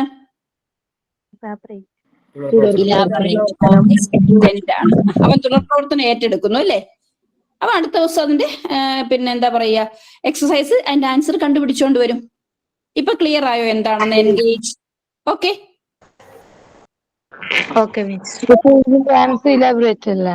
എന്തോ ചോദിച്ചതിന്റെ ആൻസർ ഇലാബറേറ്റ് ആണ് ടീച്ചർ. അറിവിന്റെ പ്രയോഗം, അത് അവൻ നേടിയ അറിവിനെ അവൻ എവിടെയെങ്കിലും പ്രയോഗിക്കുകയാണെങ്കിൽ അത് ഇലാബറേറ്റ് ആണ്. അത് വളരെ കറക്റ്റ് ആയിട്ട് പഠിച്ചു വെച്ചേക്കണം. ആ ഒരു ഭാഗത്തിന്റെ നോട്ട് ഞാനത് സാറിന് ഇട്ട് കൊടുത്തേക്കാം, PDF കൊടുത്തേക്കാമേ. അടുത്തതൊരെണ്ണം നോക്കിക്കേ. അധ്യാപകർക്ക് പാഠാസൂത്രണത്തിനും കുട്ടികൾക്ക് യൂണിറ്റ് അവസാനം നേടിയ ആശയം സ്വയം വിലയിരുത്താനും സഹായിക്കുന്ന ഒരു പഠന തന്ത്രമാണ്. എന്താണ്? അധ്യാപകർക്ക് പാഠാസൂത്രണത്തിനും കുട്ടികൾക്ക് യൂണിറ്റ് അവസാനം നേടിയ ആശയം സ്വയം വിലയിരുത്താനും സഹായിക്കുന്ന ഒരു പഠന തന്ത്രമാണ് പ്രോജക്റ്റ്, ക്രിയാഗവേഷണം, ആശയഭൂപടം, ബ്രെയിൻ സ്റ്റോമിംഗ്. ആശയഭൂപടം. അതെ, ആശയഭൂപടം കോൺസെപ്റ്റ് മാപ്പ് ആണ് അല്ലെ? ആശയഭൂപടം അല്ലെങ്കിൽ കോൺസെപ്റ്റ് മാപ്പ് ആണ്. ഒന്നും കൂടെ പറഞ്ഞുതരാ. അധ്യാപകർക്ക് പാഠാസൂത്രണം, അതായത് നിങ്ങളൊന്ന് ആലോചിച്ച് നോക്കിയേ, നിങ്ങൾ ഓരോരുത്തരും ഓരോ വിഷയത്തിന്റെ യൂണിറ്റ് ആസൂത്രണം ചെയ്ത സമയത്ത് ആ യൂണിറ്റ് ആസൂത്രണം ചെയ്യുമ്പോൾ ആദ്യം നിങ്ങൾ ചെയ്തിരുന്നത് എന്തായിരുന്നു? അതിന്റെ കോൺസെപ്റ്റ് മാപ്പ് തയ്യാറാക്കുക എന്നുള്ളതായിരുന്നു. സ്നേഹിക്ക് അത് നന്നായിട്ട് അറിയാം, നമ്മൾ എല്ലാ പാഠാസൂത്രണത്തിനും അത് ചെയ്തിട്ടുണ്ടായിരുന്നു അല്ലെ? അതെ മിസ്. അപ്പം പ്രത്യേകം നമ്മൾ ഓരോ യൂണിറ്റ് ആസൂത്രണത്തിലേക്ക് പോകുമ്പോൾ ആദ്യം അതിനകത്തിൽ എന്ത് ചെയ്യുന്നു, ഒരു മെയിൻ കോൺസെപ്റ്റ് എന്താണെന്ന് നടുക്ക് എഴുതുന്നു. അതിന്റെ സബ് കോൺസെപ്റ്റ്സ് എഴുതുന്നു. ആ മെയിൻ കോൺസെപ്റ്റ്സുകളെ സബ് കോൺസെപ്റ്റ്സുകളെ ഒക്കെ നമ്മൾ എന്ത് ചെയ്യുന്നു, ചില ലിങ്കിങ് വേർഡ്സ് കൊണ്ട് കണക്ട് ചെയ്യുന്നു. അങ്ങനെ തയ്യാറാക്കുന്നതാണ് എന്തെന്ന് പറയുന്നത്? ആശയഭൂപടം അല്ലെങ്കിൽ കോൺസെപ്റ്റ് മാപ്പ് എന്ന് പറയുന്നത്.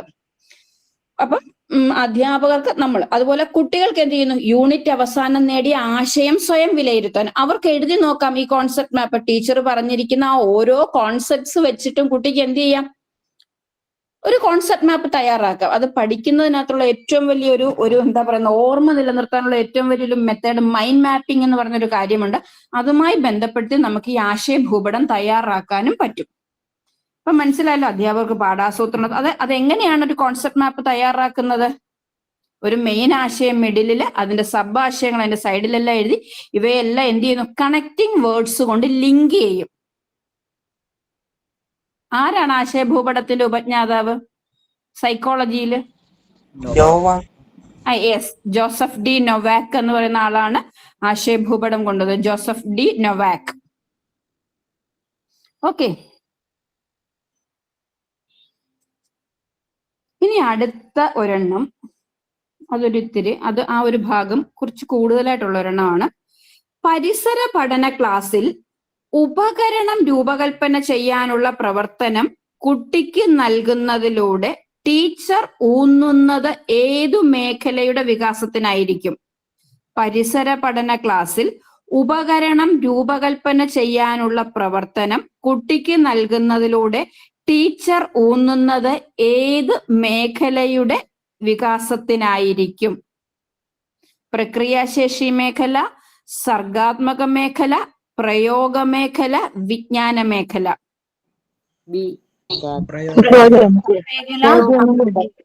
സർഗാത്മക മേഖലയാണ്. അതായത് ഉപകരണം രൂപകൽപ്പന ചെയ്യുന്നത് സർഗാത്മക മേഖലയാണ്. ഒരു മിനിറ്റ്, ഞാനതൊന്ന് എക്സ്പ്ലെയിൻ ചെയ്തു തരാം.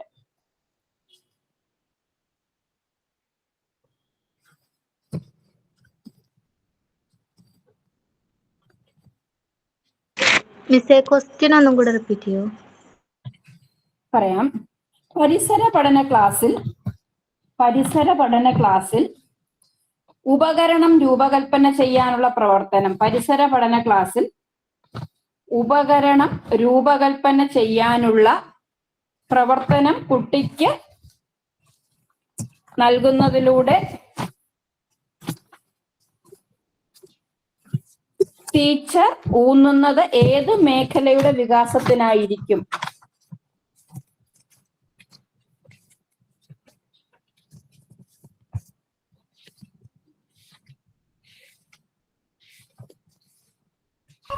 ടീച്ചർ ഒന്നുകൂടി പറയൂ ടീച്ചറെ. ഞാനത് പറയാം, ഞാനത് മൊത്തത്തിൽ ഞാൻ പറയാം. ഞാനതൊന്ന് എടുത്തോട്ടെ, ഒരു മിനിറ്റ്.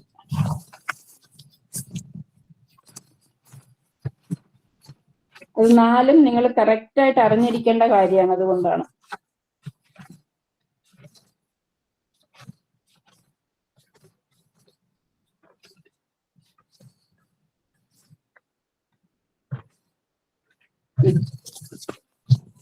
നോക്കിക്കേ, പരിസര പഠന ക്ലാസ്സിൽ ഉപകരണം രൂപകൽപ്പന ചെയ്യാനുള്ള പ്രവർത്തനം കുട്ടിക്ക് നൽകുന്നതിലൂടെ ടീച്ചർ ഊന്നുന്നത് ഏതു മേഖലയുടെ വികാസത്തിനായിരിക്കും? അത് ഓരോ ഏതൊക്കെയാണെന്ന് പറയാം. ആ മേഖലകള് വിജ്ഞാന മേഖല, പ്രക്രിയ മേഖല, സർഗാത്മക മേഖല, മനോഭാവ മേഖല, പ്രയോഗ മേഖല, അങ്ങനെ 5 മേഖലകളായിട്ടാണ് അതിനെ തിരിച്ചിരിക്കുന്നത്. അപ്പൊ അതിനകത്തില് ഈ ഭാഗത്തിന്റെ നോട്ട്സും ഞാൻ സാറിന് അയച്ചു കൊടുത്തേക്കാം കേട്ടോ. അത് പഠിച്ചു വെച്ചോണം. അതെന്ന് പറയുന്നത് മാക്കോമാർക്കും അതുപോലെ യാജർ ഇവര് രണ്ടുപേരും കൂടെയാണ് ഈ പാഠ്യപദ്ധതി സമീപനത്തില് ഈ പറഞ്ഞ 5 മേഖലകൾ, അതായത് ശാസ്ത്ര വിദ്യാഭ്യാസം ഊന്നൽ നൽകുന്ന 5 മേഖലകളാണിവ. ഏതൊക്കെയാണ്? വിജ്ഞാന മേഖല, പ്രക്രിയ മേഖല, സർഗാത്മക മേഖല, മനോഭാവ മേഖല, പ്രയോഗ മേഖല. അതിൽ വിജ്ഞാന മേഖല എന്ന് പറയുന്നത് എന്താണെന്നറിയാമോ? കുട്ടി എന്താ പറയുന്നത്? വസ്തുതകൾ, ആശയങ്ങൾ, നിയമങ്ങൾ, നിലവിൽ ശാസ്ത്രജ്ഞന്മാർ ഉപയോഗിക്കുന്ന താൽക്കാലിക നിഗമനങ്ങളും സിദ്ധാന്തങ്ങളും, അതുപോലെ ശാസ്ത്രവും സാമൂഹിക പ്രശ്നങ്ങളും, ഇതൊക്കെയാണ് ആ മേഖലയിൽ ഉൾപ്പെടുന്ന കാര്യങ്ങൾ. അപ്പൊ പരീക്ഷയ്ക്ക് ചോദിച്ചിട്ടുണ്ട് വസ്തുതകൾ, ആശയങ്ങൾ, നിയമങ്ങൾ ഇതൊക്കെ ഉൾപ്പെടുന്നത് ഏതു മേഖലയിലാണെന്ന് ചോദിച്ചിട്ടുണ്ട്. അപ്പൊ വസ്തുതകൾ, ആശയങ്ങൾ, നിയമങ്ങൾ എന്നൊക്കെ കണ്ടു കഴിയുമ്പോഴത്തേന് അത് ഏത് മേഖലയാകും? വിജ്ഞാന മേഖല. അത് ഓർത്തു വെച്ചോണം. രണ്ടാമത്തേതാണ് പ്രക്രിയ മേഖല എന്ന് പറയുന്നതാണ്. രണ്ടാമത്തേത് പ്രക്രിയ മേഖല. അവൻ ചെയ്യുന്നത് എന്താണ്? നമ്മൾ നേരത്തെ പഠിച്ചു. പ്രക്രിയാ ശേഷികൾ ഏതൊക്കെയാണെന്ന് നമ്മൾ കറക്റ്റ് ആയിട്ട് നേരത്തെ പഠിച്ചു വെച്ചിട്ടുണ്ട്. ആ പ്രക്രിയ, അതായത് നമ്മൾ എന്ത് ചെയ്യുന്നു? ശാസ്ത്രജ്ഞന്മാർ എങ്ങനെയാണ് പുതിയ അറിവ് ഉൽപ്പാദിപ്പിക്കുന്നതെന്ന് മനസ്സിലാക്കാനും സ്വന്തമായി അറിവ് ഉൽപ്പാദിപ്പിക്കാനും പഠിക്കുന്നതിനുമൊക്കെ ഊന്നൽ കൊടുക്കുന്ന ഒരു മേഖലയാണ് പ്രക്രിയ മേഖല എന്ന് പറയുന്നത്. അപ്പൊ അവരൊരു പരീക്ഷണമൊക്കെ ചെയ്യുകയൊക്കെ എന്ന് പറയുന്നതൊക്കെ ഏതിൽ വരുന്നതാണ്? പ്രക്രിയ മേഖലയിൽ. നിരീക്ഷണങ്ങൾ നടത്തുകയും തെളിവുകൾ ശേഖരിച്ച് വിശകലനം ചെയ്യുന്നതിനുമൊക്കെ എന്താണ്? ഈ പറയുന്ന പ്രക്രിയ മേഖലയിലാണ് വരുന്നത്. അടുത്താണ് സർഗാത്മക മേഖല. എന്തൊക്കെയാണ്? മനോചിത്രങ്ങൾ രൂപവൽക്കരിക്കൽ, പരീക്ഷണങ്ങൾ രൂപകൽപ്പന ചെയ്യൽ. എന്താണ്?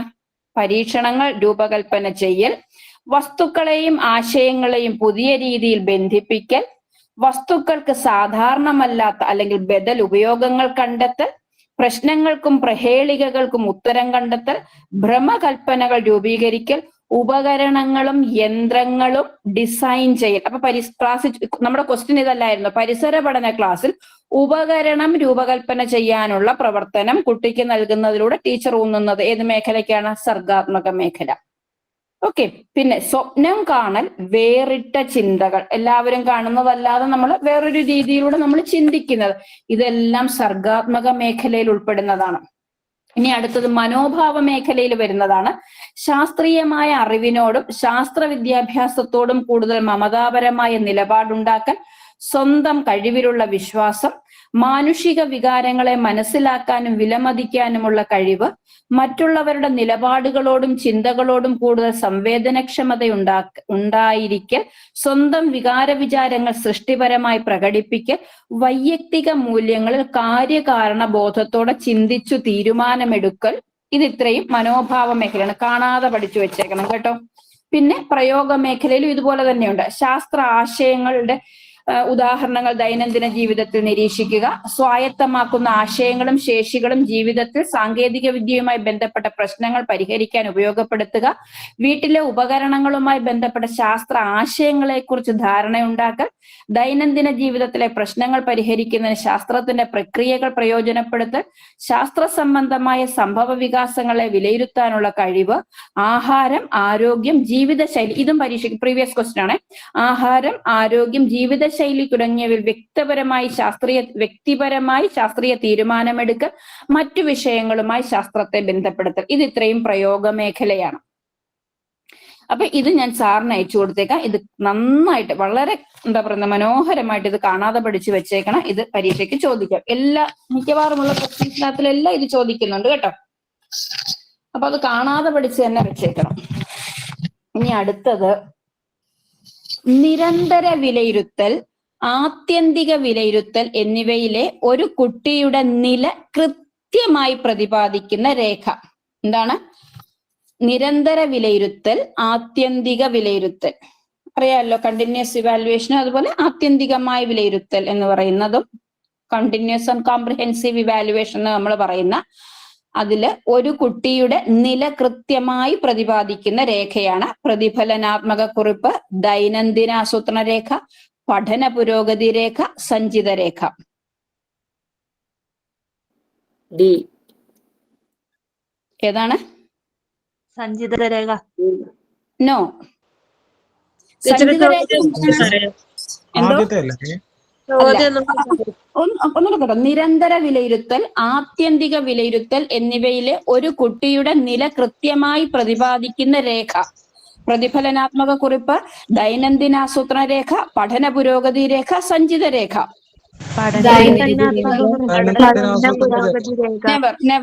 നെവർ ശ്രദ്ധിക്കുക. പ്രതിഫലനാത്മക കുറിപ്പെന്ന് ശ്രദ്ധിക്കൂ.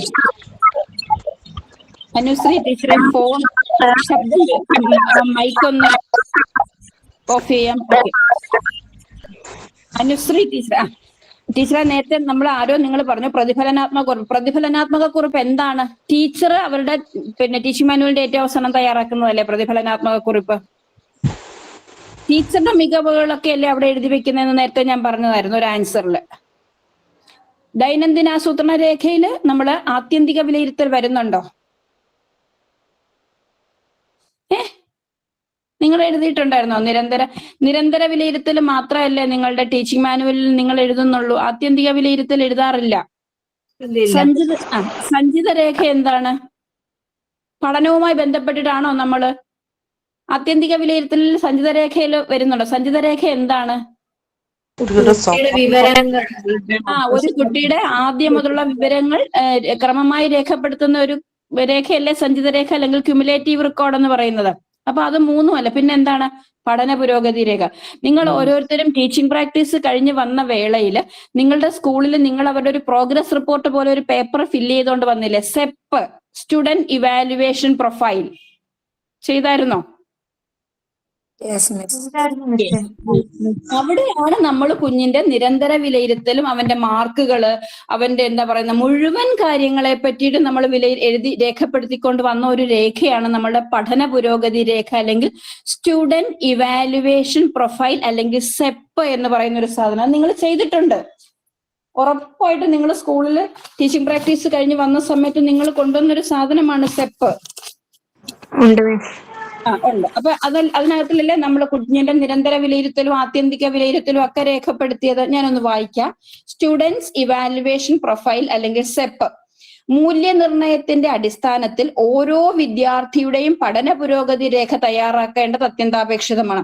വിദ്യാർത്ഥിയുടെ ഓരോ ഘട്ടത്തിലുമുള്ള മാറ്റങ്ങളും പുരോഗതിയും അധ്യാപികയുടെ പ്രവർത്തനങ്ങളുടെ ഫലപ്രാപ്തിയും ഇതിലൂടെ മനസ്സിലാക്കാൻ സാധിക്കും. അപ്പൊ അധ്യാപികയുടെ പ്രവർത്തനങ്ങളുടെ ഫലപ്രാപ്തിയും നമുക്ക് സെപ്പിലൂടെ മനസ്സിലാക്കാൻ സാധിക്കും. പിന്നെ എന്തൊക്കെയാണ്? ഒരു സെപ്പില് 3 കണ്ടോ? 3 പരിസര പഠനവുമായി ബന്ധപ്പെട്ട പഠന പുരോഗതി രേഖയിൽ രേഖപ്പെടുത്തുന്ന നിരന്തര വിലയിരുത്തലിന്റെ പ്രധാനപ്പെട്ട 3 മേഖലകൾ. ഒന്ന് പഠന പ്രക്രിയ. അപ്പൊ കുട്ടിയുടെ അത് എന്തെന്ന് പറയുന്നത് അവന്റെ കണ്ടിന്യൂസ് ഇവാലുവേഷനകത്തിൽ വരുന്നതാണ് ഇതൊക്കെ. അവന്റെ പഠന പ്രക്രിയ, അതുപോലെ അവന്റെ പോർട്ട്ഫോളിയോ. അപ്പൊ അതൊന്ന് എഴുതിക്കോളൂ. പഠന പുരോഗതി രേഖയിൽ നമ്മൾ എന്തൊക്കെയാണ് ഏതൊക്കെ 3 മേഖലകളാണ് നമ്മൾ നോക്കുന്നതെന്നാണ്. പഠന പ്രക്രിയ, പോർട്ട്ഫോളിയോ, യൂണിറ്റ് വിലയിരുത്തൽ. പഠന പ്രക്രിയ, പോർട്ട്ഫോളിയോ, യൂണിറ്റ് വിലയിരുത്തൽ. പഠന പ്രക്രിയ, പോർട്ട്ഫോളിയോ, യൂണിറ്റ് വിലയിരുത്തൽ.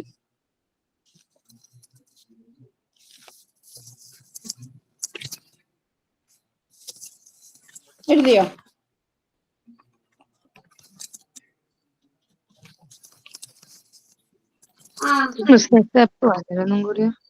എന്തോ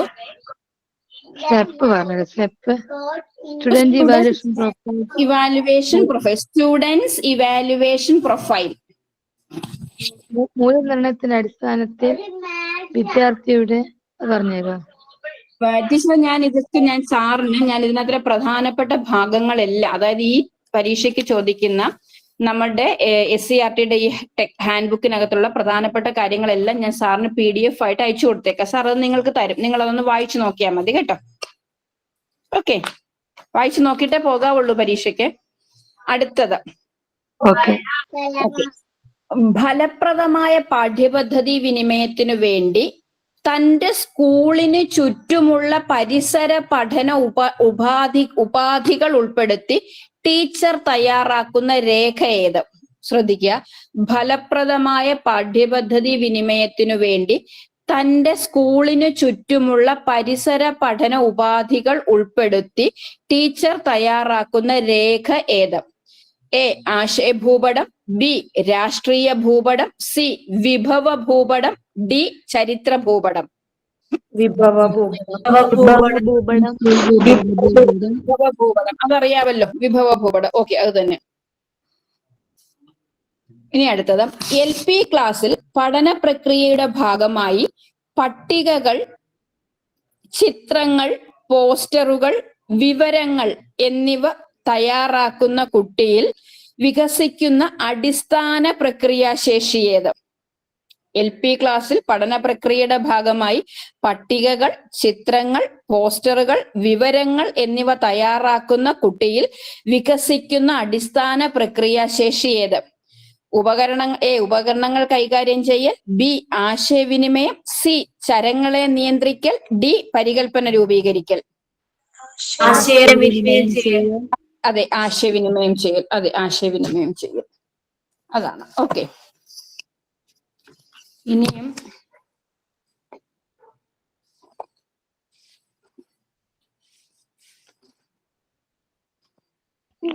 ഒന്ന് പറഞ്ഞുതരോ? എന്തോ? ഫലപ്രദമായ പാഠ്യപദ്ധതി വിനിമയത്തിന് ശേഷം തന്റെ സ്കൂൾ വിഭവങ്ങളില്ലേ? ഈ ക്വസ്റ്റ്യൻ ആണോ ടീച്ചറെ? വിഭവത്തിന്റെ ക്വസ്റ്റ്യൻ പറഞ്ഞുതരോ? ടീച്ചർ എഴുതാൻ നിൽക്കണ്ട. ഞാൻ ഈ ക്വസ്റ്റ്യൻ ഒക്കെ ഞാൻ സാറിന് അയച്ചു കൊടുത്തേക്കാം. ടീച്ചർ എഴുതാൻ നിൽക്കണ്ട. എഴുതി നിൽക്കണം, ഒരുപാടുണ്ട് ടീച്ചറെ. ഞാൻ അയച്ചു കൊടുത്തേക്കാം സാറിന്. ഞാൻ കറക്റ്റ് ആയിട്ട് ചെയ്ത് അയച്ചു കൊടുത്തേക്കാവേ. ഓക്കെ. പിന്നെ ഇനി ഇപ്പൊ ഞാൻ പോർട്ട്ഫോളിയോയുടെ കാര്യം പറഞ്ഞല്ലോ. നിരന്തര വിലയിരുത്തലിന്റെ ഭാഗമായി കുട്ടികളുടെ പോർട്ട്ഫോളിയോയിൽ ഉൾപ്പെടാത്തത്, നേരത്തെ ഞാൻ പറഞ്ഞു പോർട്ട്ഫോളിയോ നമ്മൾ എന്ത് പറയുന്നു, നിരന്തര വിലയിരുത്തലിനായി ഉപയോഗിക്കുന്ന ഒന്നാണ് പോർട്ട്ഫോളിയോ. ആ പോർട്ട്ഫോളിയോയിൽ ഉൾപ്പെടാത്തത് ഏതെന്നാണ് ചോദിച്ചിരിക്കുന്നത്. പരിസര പഠന ഡയറി, സെമിനാർ റിപ്പോർട്ട്, ടീച്ചിങ് മാനുവലിന്റെ പ്രക്രിയ പേജ്, കുട്ടികൾ തയ്യാറാക്കിയ മാതൃകകൾ. ടീച്ചിങ് മാനുവലിന്റെ പ്രതികരണ പേജ്, അത് തന്നെ. ഓക്കെ, പിന്നെ അടുത്തത്, ആശയ അവതരണത്തിന് ഫ്ലോ ചാർട്ട് എന്ന ഉപാധി ഉപയോഗിക്കാൻ, അതായത് നമ്മൾ പലപ്പോഴും ഉപയോഗിക്കുന്ന ഒരു ഉപാധിയാണ് ഫ്ലോ ചാർട്ട്. അപ്പം ആശയ അവതരണത്തിന് ഫ്ലോ ചാർട്ട് എന്ന ഉപാധി ഉപയോഗിക്കാൻ ഏറ്റവും അനുയോജ്യമായ പഠന സന്ദർഭം ഏത്? അന്നപഥത്തിലൂടെയുള്ള ആഹാരത്തിന്റെ സഞ്ചാരം, എ, ബി വിവിധ ശ്വേതരക്താണുക്കൾ, സി രോഗങ്ങളും രോഗകാരികളും, ഡി ഹൃദയത്തിന്റെ ഘടന. എന്താണ് ഉപയോഗിക്കുന്നത്? ഫ്ലോ ചാർട്ടാണ്. അപ്പൊ ഏതായിരിക്കും? Very good. അന്നപഥത്തിലൂടെയുള്ള ആഹാരത്തിന്റെ സഞ്ചാരം. മൗത്ത് മുതൽ നമുക്ക് ഇങ്ങനെ ഫ്ലോ ആയിട്ട് അതിനെ കാണിക്കാൻ പറ്റത്തില്ലേ? അറിയാമല്ലോ ഫ്ലോ ചാർട്ട് എങ്ങനെയാ തയ്യാറാക്കുന്നതെന്ന്. നിങ്ങൾ എല്ലാവരും ഫ്ലോ ചാർട്ട് തയ്യാറാക്കിയിട്ടുണ്ട്. ഏതാണ്? സൈക്കോളജിക്കകത്തിലാണ് നിങ്ങൾ മെയിൻ ആയിട്ട് ഒരു ഫ്ലോ ചാർട്ട് തയ്യാറാക്കിയിട്ടുള്ളത്. അതായത് വിവിധ വിചാര മാതൃകകൾ എന്ന് പറഞ്ഞ് നമ്മൾ ഘടനാവാദം, ധർമ്മവാദം എന്ന് തുടങ്ങി സാമൂഹ്യജ്ഞാന നിർമ്മിതിവാദം വരെ എത്തി നിൽക്കുന്ന ഒരു ഫ്ലോ ചാർട്ട് നിങ്ങൾ DLED പഠിച്ചവരും DED പഠിച്ചവരും ഒക്കെ തയ്യാറാക്കിയിട്ടുണ്ടായിരിക്കും. അപ്പൊ ഫ്ലോ ചാർട്ട് നിങ്ങൾക്ക് തയ്യാറാക്കാൻ അറിയാം. നോക്കിക്കേ, അടുത്തൊരു ക്വസ്റ്റ്യൻ ആണ്. ആഹാര സമ്പാദനവും ശരീര സവിശേഷതകളും തമ്മിലുള്ള ബന്ധം കണ്ടെത്തുന്നതിന് പക്ഷി നിരീക്ഷണത്തിൽ ഏർപ്പെട്ടിരിക്കുന്ന കുട്ടികൾ അന്വേഷണാത്മക പഠനത്തിന്റെ ഏത് ഘട്ടത്തിലാണ്? ഏത് ഘട്ടമായിരിക്കും? ഞാൻ ഘട്ടങ്ങളൊന്നും പറയുന്നില്ല, നിങ്ങൾ തനിയെ പറയൂ. ആഹാര സമ്പാദനവും ശരീര സവിശേഷതകളും തമ്മിലുള്ള ബന്ധം കണ്ടെത്തുന്നതിന് പക്ഷി നിരീക്ഷണത്തിൽ ഏർപ്പെട്ടിരിക്കുന്ന കുട്ടികൾ അന്വേഷണാത്മക പഠനത്തിന്റെ ഏത് ഘട്ടത്തിലാണ്? യെസ്, എക്സ്പ്ലോർ ആണ് അല്ലേ? ടീച്ചർ പറഞ്ഞു ആഹാര സമ്പാദനവും ശരീര സവിശേഷതകളും തമ്മിൽ എന്തെങ്കിലും ബന്ധമുണ്ടോ എന്ന്. ടീച്ചർ ക്ലാസ്സിൽ ഒരു ക്വസ്റ്റ്യൻ പോസ് ചെയ്തു, അവരെ എൻഗേജ് ചെയ്യിപ്പിച്ചു. അപ്പൊ കുട്ടി എന്ത് ചെയ്യുന്നു? പക്ഷി നിരീക്ഷണത്തിൽ ഏർപ്പെട്ടു. അപ്പൊ അതെന്താണ്? എക്സ്പ്ലോർ. എക്സ്പ്ലോർ ആണ്. ഓക്കെ.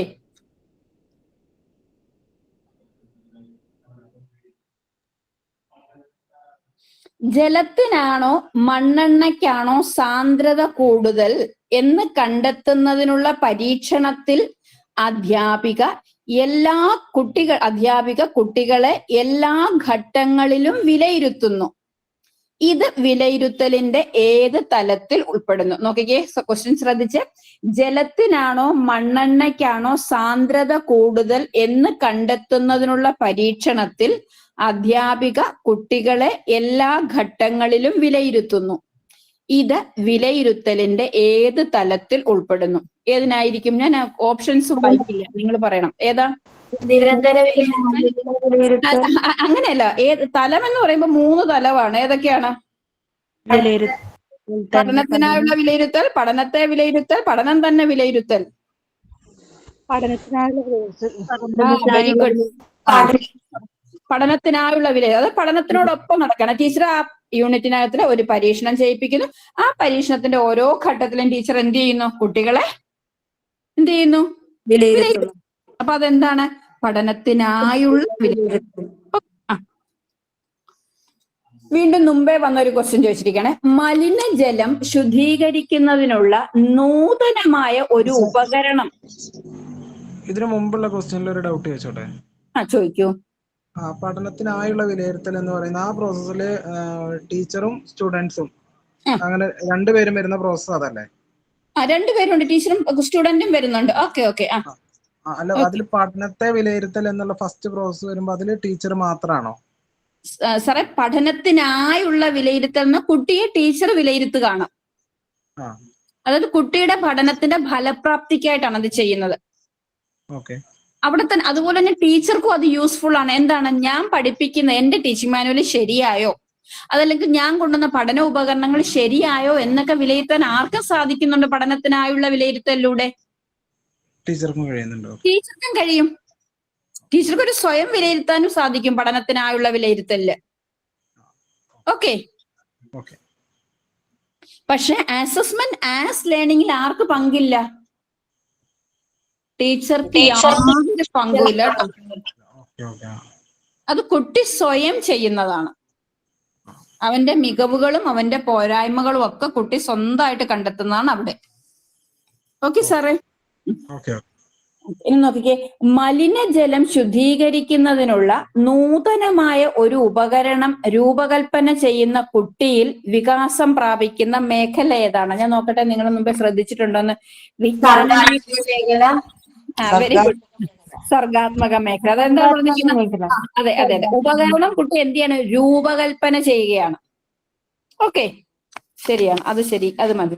ആ ഇടയ്ക്ക് ഒരു ക്വസ്റ്റ്യൻ അത് ചോദിച്ചിരിക്കുന്നു, ഒരു ക്വസ്റ്റ്യൻ പേപ്പർ ചോദിച്ചിട്ടുണ്ട്. അജിനോമോട്ടോയുടെ രാസനാമം അറിയാമോ? മോണോസോഡിയം ഗ്ലൂട്ടാമേറ്റ് എന്നാണ്. മോണോസോഡിയം ഗ്ലൂട്ടാമേറ്റ് ഒരു പരീക്ഷയ്ക്ക് ചോദിച്ച ക്വസ്റ്റ്യൻ ആണ്, അതുകൊണ്ട് ഞാൻ എഴുതി വെച്ചിരിക്കുന്നതാണ്. അജിനോമോട്ടോയുടെ രാസനാമം മോണോസോഡിയം ഗ്ലൂട്ടാമേറ്റ്. ഇത് പുസ്തകത്തിനകത്തിലുണ്ട് കേട്ടോ. കുറേ കെമിക്കൽസിന്റെ പേര് അതിനകത്തിൽ തന്നിട്ടുണ്ട്. നിങ്ങൾ ദയവ് ചെയ്ത് 1, 2, 3 1, 2, 3, 4 നോക്കിയില്ല എങ്കിൽ പോലും 1, 2 ഈ DLEDന്റെ സ്റ്റഡി മെറ്റീരിയൽസ് ഒന്ന് നോക്കിക്കൊണ്ട് പോകണേ. അടുത്തത് അജിനോമോട്ടോയുടെ രാസനാമം മോണോസോഡിയം ഗ്ലൂട്ടാമേറ്റ്. ഓക്കെ. ദിക്കുകൾ തിരിച്ചറിയാനുള്ള ഏറ്റവും അനുയോജ്യമായ പഠന തന്ത്രം ഏതാ? ദിക്കുകൾ തിരിച്ചറിയാനുള്ള ഏറ്റവും അനുയോജ്യമായ പഠന തന്ത്രം. പരീക്ഷണം, നിരീക്ഷണം, ഗ്രൂപ്പ് ചർച്ച, പ്രോജക്റ്റ്. നിരീക്ഷണം തന്നെയാണ്.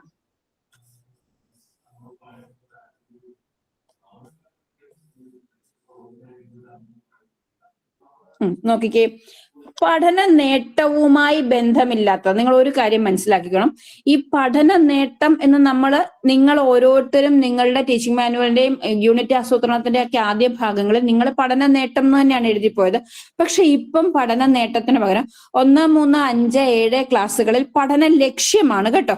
നമ്മൾ ലേണിംഗ് ഔട്ട്കം എന്ന് എഴുതിയത് ഇപ്പൊ 1, 2, 1, 3, 5, 7 പുതിയ പുസ്തകങ്ങൾ മാറി വന്നപ്പോൾ അതിനകത്തിൽ പഠന ലക്ഷ്യമാണ്, ഒന്ന് അറിഞ്ഞു വെച്ചോളാൻ പറഞ്ഞതാണ്. അപ്പൊ പഠന നേട്ടവുമായി ബന്ധമില്ലാത്തത് എന്നാണ് ക്വസ്റ്റ്യൻ. ഇത്രയേ ഉള്ളൂ. പഠന നേട്ടവുമായി ബന്ധമില്ലാത്തത് എ ഹ്രസ്വകാലത്തിലൂടെയും ദീർഘകാലത്തിലൂടെയും നേടാവുന്ന പഠന നേട്ടങ്ങളുണ്ട്. ഓക്കെ, വ്യക്തമായല്ലോ. 2 പാഠഭാഗം ആസൂത്രണം ചെയ്യുന്ന സമയത്താണ് പഠന നേട്ടം തയ്യാറാക്കുന്നത്. 3 പഠന നേട്ടങ്ങൾ നിരീക്ഷിക്കാവുന്നതും അളക്കാവുന്നതുമാണ്. 4 പഠിതാവിന് ആർജിക്കാൻ കഴിയുന്ന അറിവും ശേഷിയും മനോഭാവങ്ങളും മൂല്യങ്ങളും പഠന നേട്ടങ്ങളിൽ ഉൾപ്പെടുന്നു. ഇതിലേതാണ് തെറ്റ്? ഓപ്ഷൻ ഒന്നുകൂടി ഒന്ന് പറയുമോ? ഹ്രസ്വകാലത്തിലൂടെയും ദീർഘകാലത്തിലൂടെയും നേടാവുന്ന പഠന നേട്ടങ്ങളുണ്ട്. ശരിയോ തെറ്റോ? ശരിയാ. ശരിയാണ്. ഓക്കെ. പാഠഭാഗം ആസൂത്രണം ചെയ്യുന്ന സമയത്താണ് പഠന നേട്ടം തയ്യാറാക്കുന്നത്. ശരിയോ തെറ്റോ? തെറ്റ്. തെറ്റ്. പഠന നേട്ടം നമ്മുടെ ടീച്ചിങ് മാനുവലിൽ ആസൂത്രണം നടത്തുമ്പോൾ എഴുതുന്നുള്ളതേ ഉള്ളൂ. ഈ പഠന നേട്ടം എപ്പോ തയ്യാറാക്കി വെച്ചിട്ടുണ്ട്? അതെ, കരിക്കുലം തയ്യാറാക്കുക. അതായത് ആ 1ാം ക്ലാസ്സിലെ പാഠപുസ്തകത്തിന്റെ കരിക്കുലം തയ്യാറാക്കുമ്പോഴേ എന്ത് തയ്യാറാക്കുന്നുണ്ട്? നമ്മളുടെ ജോലി അല്ല അത്. പിന്നെ പഠന നേട്ടം നമുക്ക് നിരീക്ഷിക്കാം, അളക്കാം. പിന്നെ പഠിതാവിന് ആർജിക്കാൻ കഴിയുന്ന അറിവും ശേഷിയും മനോഭാവങ്ങളും മൂല്യങ്ങളും എല്ലാം എന്തിൽ ഉൾപ്പെടുന്നതാണ്? പഠന നേട്ടത്തിൽ ഉൾപ്പെടുന്നതാണ്. നിങ്ങൾ പഠന നേട്ടം കഴിഞ്ഞിട്ട് ഇതല്ലേ എഴുതുന്ന? ആശയങ്ങൾ, ധാരണകൾ, മുന്നറിവ്, ദെൻ മനോഭാവങ്ങൾ, മൂല്യങ്ങള്, പ്രോസസ് സ്കിൽസ്, ഇതെല്ലാം അല്ലേ നിങ്ങൾ എഴുതുന്നത് ടീച്ചിങ് മാനുവലില്? ഓക്കെ, നോക്കിക്കേ. വീണ്ടും അതുകൊണ്ടാണ് ഞാൻ പറഞ്ഞത് ഈ 5E കറക്റ്റ് ആയിട്ട് പഠിച്ചു വെച്ചേക്കണേ. അന്വേഷണാത്മക പഠനത്തിൽ കൂടുതൽ എണ്ണം പ്രക്രിയാശേഷികളുടെ വികാസം സാധ്യമാകുന്ന ഘട്ടം ഏതാണ്? ഞാൻ പറയില്ല, ഓപ്ഷൻ പറയില്ല, നിങ്ങൾ തന്നെ പറയണം. അന്വേഷണാത്മക പഠനത്തിൽ കൂടുതൽ എണ്ണം പ്രക്രിയാശേഷികളുടെ വികാസം സാധ്യമാകുന്ന ഘട്ടം ഏതായിരിക്കും? Very good. Explore. Very good. Explore ആണ്. ഓക്കെ, നോക്കിക്കേ. മുമ്പേ നമ്മൾ ആശയഭൂപടം പറഞ്ഞായിരുന്നു അല്ലെ? വേറൊരു ക്വസ്റ്റ്യൻ ആണ്. ആശയഭൂപടവുമായി യോജിക്കാത്തത് ഏത്? ആശയഭൂപടവുമായി യോജിക്കാത്തത് ഏത്? ഒരു യൂണിറ്റിലെ പഠന ആശയങ്ങളെ ക്രമീകരിക്കാൻ സഹായിക്കുന്നു. ശരിയോ തെറ്റോ? ശരിയാ. ആശയങ്ങൾ തമ്മിലുള്ള പരസ്പര ബന്ധം കാണിക്കുന്നു. ശരിയാണ്. ഞാൻ പറഞ്ഞില്ലേ? ഓക്കെ. ആശയഭൂപടം ഒരു ത്രിമാന ചിത്രീകരണമാണ്. ശരിയാണ്. തെറ്റാണ്. അതൊരു 3 ഡയമെൻഷണൽ വ്യൂ അല്ല, നമ്മുടെ ബുക്കിനകത്ത് എഴുതി വെക്കുന്ന സാധനമാണത്. അത് തെറ്റാട്ടോ. ഇനി അടുത്തത് 4. നമ്മൾ പേപ്പറിൽ എഴുതുന്നതാണ്. ഒരു 3 ഡയമെൻഷണൽ വ്യൂ ഒന്നും ഇല്ല അതിന്. 4 അതിന്റെ അടുത്ത ഓപ്ഷനാണ്. ഇതും ആശയഭൂപടവുമായി യോജിക്കുന്നതാണ്. പാഠഭാഗങ്ങളുടെ ആസൂത്രണത്തിനും പഠിതാവിനെ വിലയിരുത്താനും സഹായിക്കുന്നു. ഓക്കെ, ശരിയാണ്. അപ്പൊ ഇത്രയും കാര്യങ്ങളാണ് നമ്മൾ ആശയഭൂപടവുമായി ബന്ധപ്പെട്ട് മനസ്സിലാക്കി വെക്കാനുള്ളത്. ഓക്കെ, അതിനിടയിൽ ഞാൻ വേറൊരെണ്ണം എഴുതി വെച്ചിട്ടുണ്ട്. ഇതും ഏതോ പരീക്ഷയ്ക്ക് ചോദിച്ചൊരു ക്വസ്റ്റ്യൻ ആണ്. COVID-19 കാരണമായ രോഗകാരി ഏതാണ്? Corona virus. അത് SARS-CoV-2 എന്നാണ് അതിന്റെ പേര്. SARS-CoV-2.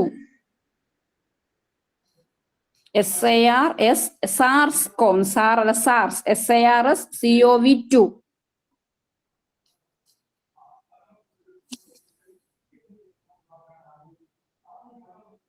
ഒന്നും കൂടി പറഞ്ഞുതരോ? SARS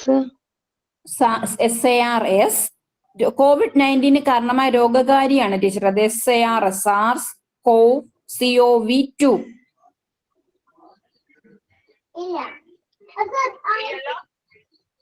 ഓക്കെ, ഇനി അടുത്തൊരു ക്വസ്റ്റ്യൻ ഒന്ന് ശ്രദ്ധിച്ചേ. വിലയിരുത്തൽ തന്നെ പഠനം, അതായത് അസസ്മെന്റ് ആസ് ലേണിംഗ് ആണ്. വിലയിരുത്തൽ തന്നെ പഠനവുമായി ബന്ധമില്ലാത്ത പ്രസ്താവന ഏതെന്നാണ്? അതുമായിട്ട് യോജിക്കാത്തത്, അതായത് വിലയിരുത്തൽ തന്നെ പഠനവുമായി യോജിക്കാത്ത പ്രസ്താവന ഏതെന്നാണ്? എ പഠനം സ്വയം ക്രമീകരിക്കാൻ കഴിയുന്നു.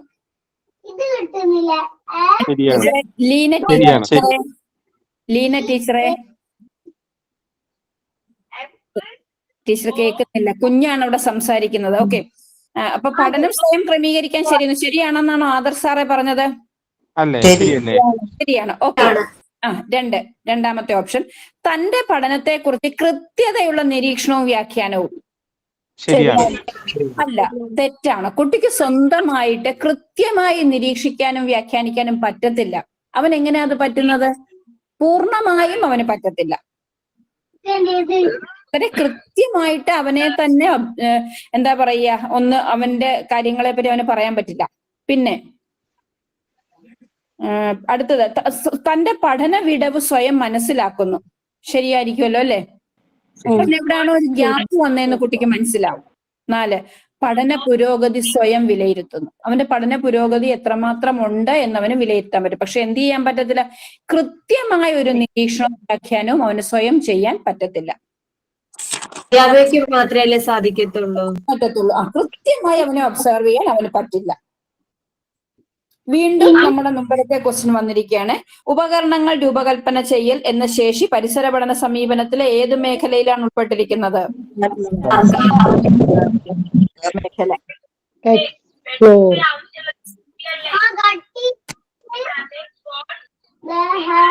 അടുത്തതൊന്ന് ശ്രദ്ധിച്ചേ. ഉപകരണങ്ങൾ കൈകാര്യം ചെയ്യൽ എന്ന ശേഷി ഏതുമായിട്ടായിരിക്കും ബന്ധപ്പെട്ടിരിക്കുന്നത്? ഉപകരണങ്ങൾ കൈകാര്യം ചെയ്യൽ. വിജ്ഞാന മേഖല, മനോഭാവ മേഖല, പ്രക്രിയാശേഷി മേഖല, സർഗാത്മക മേഖല. അല്ല, പ്രക്രിയാശേഷിയാണ്. ഉപകരണങ്ങൾ കൈകാര്യം ചെയ്യൽ എന്താണ്? അതൊരു പ്രോസസ്സിംഗ് അല്ലേ?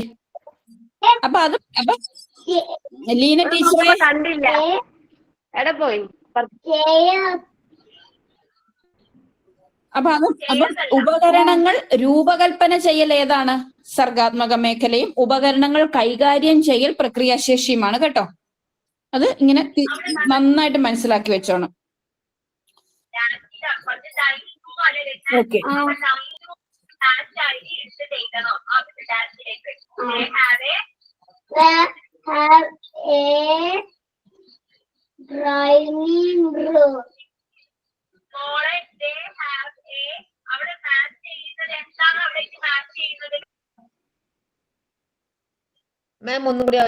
ഉപകരണങ്ങൾ രൂപകൽപ്പന ചെയ്യൽ സർഗാത്മക മേഖലയും ഉപകരണങ്ങൾ കൈകാര്യം ചെയ്യൽ പ്രക്രിയാശേഷി മേഖലയാണ് ടീച്ചറെ. ഓക്കെ. ഇനി ഒരു ക്വസ്റ്റ്യൻ. വ്യാഴം, ശനി എന്നീ ഗ്രഹങ്ങളുടെ സാമ്യ വ്യത്യാസം ഫലപ്രദമായി രേഖപ്പെടുത്താൻ ഏറ്റവും ഉചിതമായ സങ്കേതം. ശനിയുടെയും വ്യാഴത്തിന്റെയും സാമ്യങ്ങളും പിന്നെന്താ പറഞ്ഞത്, വ്യത്യാസങ്ങളും ഫലപ്രദമായി നമുക്ക് രേഖപ്പെടുത്താൻ പറ്റിയ ഒരു സങ്കേതമാണ് അവർ ചോദിച്ചിരിക്കുന്നത്. ആശയ ചിത്രീകരണം, അതാണ് നമ്മുടെ ആശയഭൂപടം. ആശയ ചിത്രീകരണം, Venn diagram, flow chart, fish bone diagram. ഡയഗ്രമാണ്. അത് നമുക്കറിയാലോ, അതിനകത്തുള്ള സാമ്യങ്ങളെയൊക്കെ ഒരേപോലെ നമ്മൾ മാർക്ക് ചെയ്യുന്നത്. അതാണ് വെൻ ഡയഗ്രം എന്ന് പറയുന്നത്. Venn diagram. വ്യാഴം, ശനി എന്നീ ഗ്രഹങ്ങളുടെ സാമ്യ വ്യത്യാസം ഫലപ്രദമായി രേഖപ്പെടുത്താൻ ഏറ്റവും ഉചിതമായ സങ്കേതം വെൻ ഡയഗ്രം.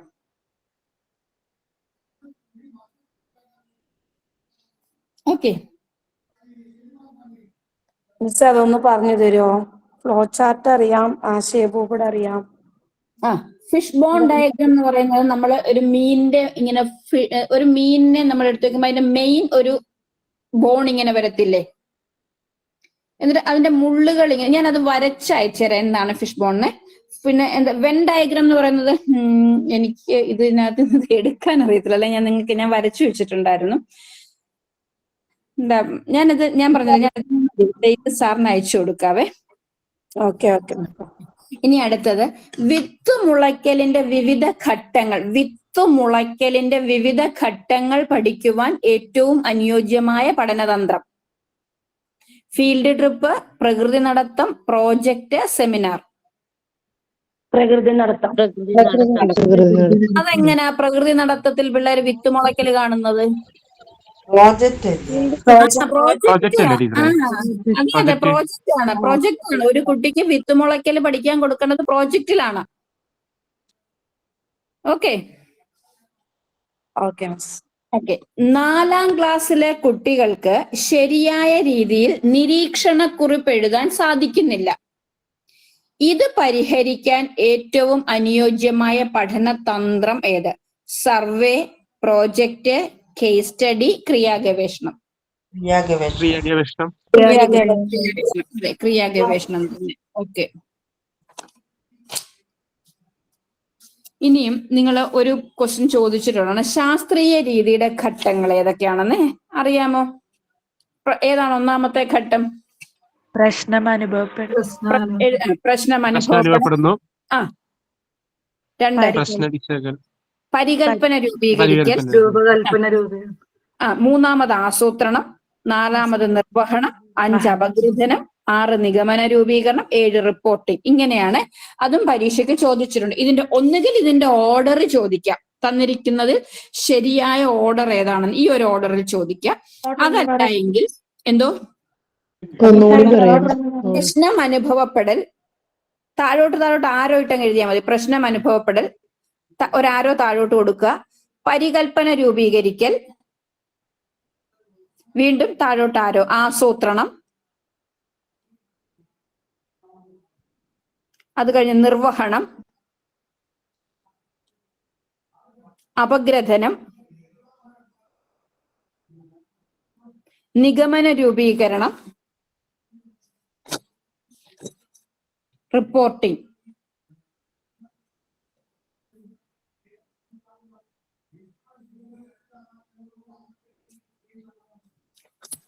ഇതെന്തിന്റെ ഘട്ടമായിരുന്നു? ശാസ്ത്രീയ രീതിയുടെ ഘട്ടങ്ങൾ. ഇത് പരീക്ഷയ്ക്ക് ചോദിക്കാൻ ടീച്ചറെ. ഓക്കെ. ഇതിനകത്ത് ഞാൻ എഴുതിയിട്ടുണ്ട് ആ ക്വസ്റ്റ്യൻ. ഇങ്ങനെ ഇടയ്ക്കിടയ്ക്ക് ഇങ്ങനെ ഒന്നുകിൽ ഓരോ ഭാഗം വിട്ടുപോയ ഘട്ടങ്ങൾ ഫില്ല് ചെയ്യാനോ എങ്ങനെയെങ്കിലും ചോദിക്കാമതെ. അടുത്തൊരു ക്വസ്റ്റ്യൻ വെച്ചേ, മഴപ്പാട്ട് മഴയുണ്ടാകുന്നത് എങ്ങനെയെന്ന് കണ്ടെത്തൽ.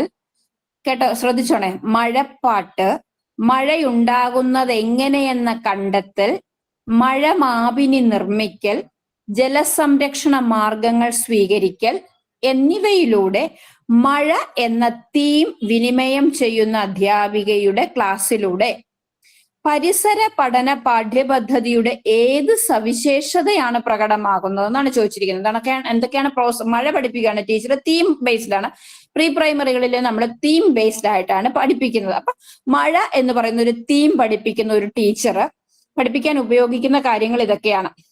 മഴപ്പാട്ട് മഴയുണ്ടാകുന്നത് എങ്ങനെയെന്ന് കണ്ടെത്തുന്നു, മഴമാപിനി നിർമ്മിക്കുന്നു, ജലസംരക്ഷണ മാർഗങ്ങൾ സ്വീകരിക്കുന്നു. ഇതൊക്കെയാണ്. ഇത് പരിസര പഠന പാഠ്യപദ്ധതിയുടെ ഏത് സവിശേഷതയാണ് ഇവിടെ പ്രകടമാകുന്നതെന്നാണ് ചോദിച്ചിരിക്കുന്നത്. എ, ഉദ്ഗ്രഥിത സമീപനം. ബി, ചാക്രികാരോഹണ രീതി. സി, അന്വേഷണാത്മക പഠന രീതി. ഡി, ആശയാവതരണ രീതി. ഏതാണ്? അതെ, ഉദ്ഗ്രഥിതമാണ്. ഉദ്ഗ്രഥിത സമീപനം, ഇന്റഗ്രേറ്റഡ് ആണ്, ഇന്റഗ്രേഷൻ ആണ്. അതെന്താ പറഞ്ഞത്? എന്തുകൊണ്ടാണ്? മഴപ്പാട്ട് എന്ന് പറയുന്നത് നമ്മൾ ഏതുമായിട്ട് ബന്ധപ്പെടുത്താം? മലയാളവുമായി ബന്ധപ്പെടുത്താം. മഴമാപിനി നിർമ്മിക്കൽ എന്ന് പറയുന്നത് നമുക്ക് വർക്ക് എക്സ്പീരിയൻസുമായിട്ട് ബന്ധപ്പെടുത്തിക്കൂടെ? ഒരു ഉപകരണം നിർമ്മിക്കുന്നത്. അപ്പൊ വിവിധ വിഷയങ്ങളുമായി ബന്ധപ്പെടുത്തി പഠിപ്പിക്കുന്നതാണ് എന്തെന്ന് പറയുന്നത്? ഉദ്ഗ്രഥിതം എന്ന് പറയുന്നത്. ഈ ഉദ്ഗ്രഥിത സമീപനത്തിൽ അടങ്ങിയിരിക്കുന്ന മനഃശാസ്ത്ര തത്വം ഏതാണ്? അയ്യോ, ഞാൻ നിങ്ങളെ സൈക്കോളജി പഠിപ്പിച്ചത്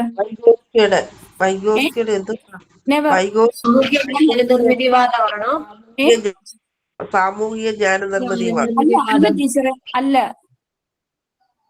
ഏതാ? ഇന്റഗ്രേഷൻ, ഉദ്ഗ്രഥനവുമായി ബന്ധപ്പെട്ട ഉദ്ഗ്രഥിതം. എനിക്ക് ആ വാക്ക്, ഇന്റഗ്രേഷനുമായി ബന്ധപ്പെട്ടിരിക്കുന്ന മനഃശാസ്ത്ര സമീപനം ഏതാണ്? ഗസ്റ്റാൾട്ടിസം ആണ്. കേട്ടോ, സമഗ്രതാവാദമല്ലേ? അതെ, ഗസ്റ്റാൾട്ട് സൈക്കോളജി. അപ്പൊ അതാണ്. പിന്നെ ചാക്രികാരോഹണ രീതി എന്ന് പറയുന്നത് എന്താണ്?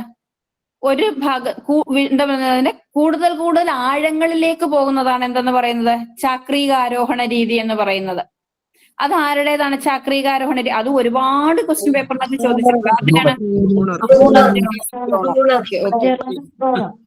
ഓക്കെ, ഇനി നോക്കിക്കേ. വിദ്യാലയത്തിന് ചുറ്റുമുള്ള പഠന വിഭാഗങ്ങളുടെ ചിത്രീകരണം ഏതാണ്? ഓപ്ഷൻ വേണോ? ഏതായിരിക്കാം?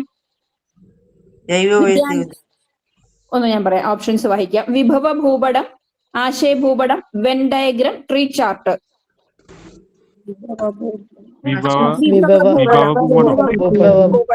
വിഭവ ഭൂപടം. റിസോഴ്സ് മാപ്പ് എന്നാണ്. റിസോഴ്സ് മാപ്പ് ആണ് ഇംഗ്ലീഷിൽ വരുമ്പോൾ.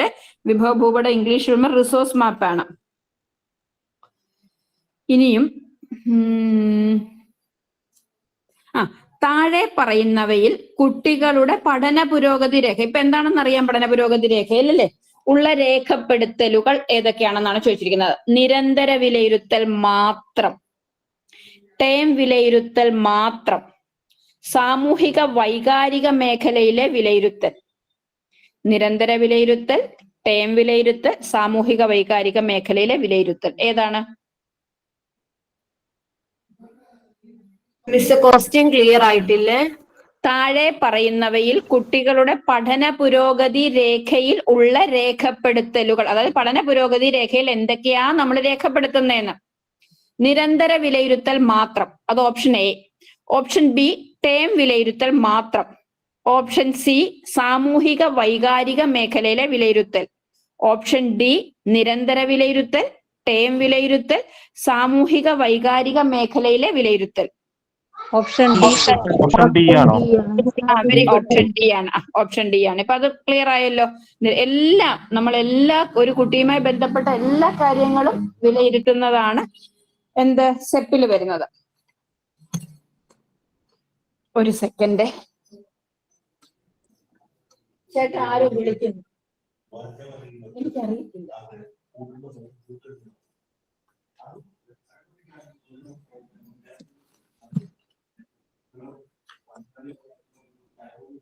നോക്കിക്കേ. നിരന്തരവും സമഗ്രവുമായ വിലയിരുത്തലിന്റെ ഭാഗമായ സാമൂഹിക വൈകാരിക മേഖലയുമായി ബന്ധമില്ലാത്ത നൈപുണി. കേട്ടല്ലോ, എന്താണ്? നിരന്തരവും സമഗ്രവുമായ വിലയിരുത്തലിന്റെ ഭാഗമായ സാമൂഹിക വൈകാരിക മേഖലയുമായി ബന്ധമില്ലാത്ത നൈപുണി. എ ആശയവിനിമയ ശേഷി, ബി പ്രശ്നപരിഹരണ ശേഷി, സി സർഗാത്മക ചിന്ത, ഡി ഉപകരണങ്ങൾ കൈകാര്യം ചെയ്യൽ. ഉപകരണങ്ങൾ കൈകാര്യം ചെയ്യലാണ് ടീച്ചർ. നിരന്തരവും സമഗ്രവുമായ വിലയിരുത്തലിന്റെ ഭാഗമാണ്. നമ്മൾ നിരന്തരവും സമഗ്രവുമായി വിലയിരുത്തുമ്പോൾ കുട്ടിയുടെ സാമൂഹിക വൈകാരിക മേഖലയും കൂടെ അവിടെ നമ്മൾ വിലയിരുത്തും. അപ്പൊ അവിടെ ഇല്ലാത്ത ഒരു നൈപുണി ഏതാണെന്നാണ് ചോദിച്ചത്. ബന്ധമില്ലാത്ത നൈപുണി. ആശയവിനിമയ ശേഷി, പ്രശ്നപരിഹരണ ശേഷി, സർഗാത്മക ചിന്ത, ഉപകരണങ്ങൾ കൈകാര്യം ചെയ്യൽ. ഉപകരണങ്ങൾ കൈകാര്യം ചെയ്യലാണ് ടീച്ചർ. ബാക്കി എല്ലായിടത്തും നമുക്ക് എന്തുണ്ടാവണം? ഒരു ആശയവിനിമയ ശേഷിയിൽ നമ്മൾ എന്താണ്? സാമൂഹിക വൈകാരിക മേഖലയുമായി ബന്ധപ്പെട്ടതാണ്. അതുപോലെ തന്നെയാണ് പ്രശ്നപരിഹരണ ശേഷിയും സർഗാത്മക ചിന്തയും. ഉപകരണങ്ങൾ കൈകാര്യം ചെയ്യാൻ നമുക്ക് സാമൂഹിക വൈകാരികമായ കാര്യങ്ങളൊന്നും വേണ്ട. ഇനി അടുത്തത്, പാഠാസൂത്രണത്തിലെ ഏതു ഭാഗം ആണ് ടീച്ചറുടെ സ്വയം വിലയിരുത്തലിന് ഏറ്റവും കൂടുതൽ സഹായിക്കുന്നത്? പാഠാസൂത്രണത്തിലെ ഏതു ഭാഗമാണ് ടീച്ചറുടെ സ്വയം വിലയിരുത്തലിന് ഏറ്റവും കൂടുതൽ സഹായിക്കുന്നത്? ഏതായിരിക്കാം?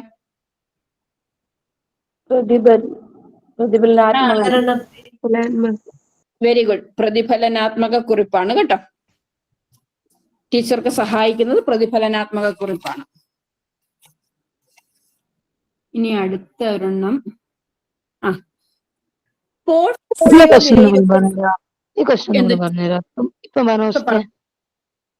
പാഠാസൂത്രണത്തിലെ ഏതു ഭാഗമാണ് ടീച്ചറുടെ സ്വയം വിലയിരുത്തലിന് ഏറ്റവും കൂടുതൽ സഹായിക്കുന്നത്? പ്രതിഫലനാത്മക കുറിപ്പ്. നമ്മളുടെ പാഠാസൂത്രണത്തിന്റെ ഏറ്റവും ലാസ്റ്റിലല്ലേ, നമ്മുടെ ക്ലാസ് ഒക്കെ എടുത്തതിന് ശേഷം നമ്മൾ എഴുതുന്നതാണ് പ്രതിഫലനാത്മക കുറിപ്പ് എന്ന് പറയുന്നത്. അതായത് ഞാൻ ഇന്ന് കൊണ്ടുവന്ന ടീച്ചിങ് എയ്ഡ്, എന്താ പറയുക, ആ പഠന നേട്ടം കുട്ടികളിലേക്ക് എത്തിക്കാൻ ഏറ്റവും മികച്ച ഒരു എന്താ പറയുക പഠനോപകരണമായിരുന്നു എന്ന് ടീച്ചർ എഴുതുന്നു. ഇന്നത്തെ എൻ്റെ ക്ലാസ്സിൽ എല്ലാ കുട്ടികളും നല്ല രീതിയിൽ പ്രതികരിച്ചു എന്നെഴുതുന്നു. അല്ലെങ്കിൽ നെഗറ്റീവായിട്ട് എഴുതാം, എൻ്റെ പഠന ഉപകരണം ഇന്നത്തെ ക്ലാസ്സിന് പര്യാപ്തമായിരുന്നില്ല എന്നൊക്കെ ടീച്ചർ എഴുതുന്നു. അപ്പൊ ടീച്ചർക്ക് എന്ത് മനസ്സിലാകുന്നു? സ്വയം വിലയിരുത്തലാണ് അവിടെ ചെയ്യുന്നത്. ഓക്കെ ടീച്ചറെ, ക്ലിയർ ആയോ? ഓക്കെ. പോർട്ട്ഫോളിയോ വിലയിരുത്തലിന്റെ ഭാഗമല്ലാത്തത് നോട്ട്ബുക്ക്, സെമിനാർ അവതരണം, project report, scrap book. Seminar അവതരണം. സെമിനാർ അവതരണം ഒരു പ്രോസസ് ആണ് അല്ലേ, അതൊരു പ്രോഡക്റ്റ് അല്ല. നമ്മുടെ പ്രോഡക്ട്സ് ആണ് ഇവിടെ വരുന്നത്, പോർട്ട്ഫോളിയോയിൽ വരുന്നത്. നിങ്ങളുടേതും അങ്ങനെ തന്നെ അല്ലേ വരുന്നത്? പോർട്ട്ഫോളിയോയിൽ വരുന്നത് നിങ്ങളുടെ പ്രോഡക്ട്സ് ആണ് വരുന്നത്. ഇപ്പൊ സെമിനാറിന്റെ റിപ്പോർട്ട് അല്ലേ നമ്മൾ പോർട്ട്ഫോളിയോയിലേക്ക് വെക്കുന്നത്, അല്ലെങ്കിൽ നിങ്ങളുടെ ശേഖരണങ്ങളാണ്, അല്ലെങ്കിൽ നിങ്ങളുടെ ഒരു അസൈൻമെന്റ് ആണ്. ഇങ്ങനെയുള്ള എന്താ പറയുന്നത് ഉൽപ്പന്നങ്ങളാണ് നമ്മൾ എവിടെ എപ്പോഴും വെക്കുന്നത്? പോർട്ട്ഫോളിയോയിൽ വെക്കുന്നത്. ഓക്കെ. നിലവിൽ എന്തോ സ്ക്രാപ്പ് ബുക്ക് സ്ക്രാപ്പ് ബുക്ക് എന്ന് പറയുന്നത് എന്താ പറയുക, നമ്മള് ഓരോ ഇപ്പം മുട്ടത്തോടുകളൊക്കെ ശേഖരിച്ച് ഒട്ടിച്ചു വെക്കുന്ന, അല്ലെങ്കിൽ തൂവലുകൾ ശേഖരിച്ച് വെക്കുന്ന, അങ്ങനെയൊക്കെ പറഞ്ഞ് നമ്മൾ ബുക്കുകൾ ഉണ്ടാക്കത്തില്ലേ ടീച്ചറെ? ഇപ്പൊ അതൊക്കെ ആൽബം ആണോ? അതുപോലൊക്കെ വരും. സ്ക്രാപ്പ് ബുക്ക് അങ്ങനെയാണ്. പിന്നെ ഈ ചെടികളൊക്കെ ഉണക്കി സൂക്ഷിക്കുന്നതിന് നമ്മൾ എന്താ പറയാ? ഹെർബേറിയം. ഹെർബേറിയം. അത് പരീക്ഷയ്ക്ക് ചോദിച്ചിട്ടുണ്ട്. പിന്നെ നോക്കിക്കേ, നിലവിൽ LP തലത്തിലുള്ള ഗ്രേഡിംഗ് രീതി, നിലവിലെ LP തലത്തിലെ LP UP തലത്തിലെ ഗ്രേഡിംഗ് രീതി ഏതാണെന്ന് അറിയാമോ? 5 point അബ്സല്യൂട്ട് ഗ്രേഡിംഗ് ആണ് ടീച്ചറെ, ഡയറക്റ്റ് ഗ്രേഡിംഗ് അല്ല. 5 point അബ്സല്യൂട്ട് ഗ്രേഡിംഗ് ആണ്. 5 point അബ്സല്യൂട്ട് ഗ്രേഡിംഗ് ആണ്. ഇപ്പൊ പക്ഷെ ഞാൻ ചോദിക്കുന്ന ക്വസ്റ്റ്യൻ അതല്ല. നിലവിൽ LP തലത്തിലുള്ള ഗ്രേഡിംഗ് രീതി C ഗ്രേഡിന്റെ ഗ്രേഡ് പോയിന്റ് പെർസെന്റേജ് എത്രയാണ്? 3.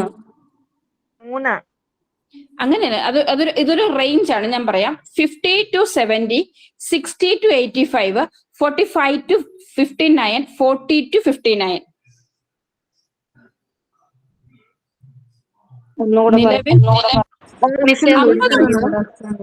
നിലവിൽ LP, ഞാനത് പറയാം ടീച്ചർ, ഇപ്പൊ ക്വസ്റ്റ്യൻ എഴുതണ്ട. നിലവിൽ LP ക്വസ്റ്റ്യൻ എഴുതിക്കോ. നിലവിൽ LP തലത്തിലുള്ള ഗ്രേഡിംഗ് രീതിയിൽ C ഗ്രേഡിന്റെ പോയിന്റ് പെർസെന്റേജ് എന്നാ പറഞ്ഞിരിക്കുന്നത്.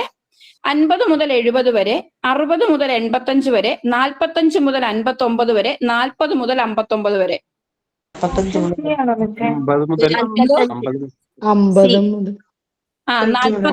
മുതൽ 59 വരെയാണ്. അതൊന്ന് എഴുതിക്കോണേ. 75 മുതൽ 100 വരെ A ഗ്രേഡ്. 75 മുതൽ 100 വരെ A ഗ്രേഡ്. 60 മുതൽ 74 വരെ B. 60 മുതൽ 74 വരെ B. 45 മുതൽ 59 വരെ C. 33 മുതൽ 44 വരെ D. 33 താഴെ E. ഗ്രൂപ്പിൽ ഇട്ടിട്ടുണ്ട് ടീച്ചർ, അത് ഇട്ടിട്ടുണ്ടോ? ഓക്കെ. ഇനി അടുത്തത്, പഠിതാവിന്റെ പ്രായം, പ്രകൃതം, സർഗാത്മകത, സ്വാതന്ത്ര്യം തുടങ്ങിയവയ്ക്ക് അവസരം നൽകിക്കൊണ്ട് പഠന സന്ദർഭങ്ങൾ ഒരുക്കുന്ന രീതി. പഠിതാവിന്റെ പ്രായം, പ്രകൃതം, സർഗാത്മകത, സ്വാതന്ത്ര്യം തുടങ്ങിയവയ്ക്ക് അവസരം നൽകിക്കൊണ്ട് പഠന സന്ദർഭങ്ങൾ ഒരുക്കുന്ന രീതി. ശിശു കേന്ദ്രീകൃതം, പരിസരബന്ധിതം, പ്രവർത്തനാധിഷ്ഠിതം, പ്രക്രിയാബന്ധിതം. ശിശു അതെ, ശിശു കേന്ദ്രീകൃതം. അതെ, ശിശു കേന്ദ്രീകൃതം.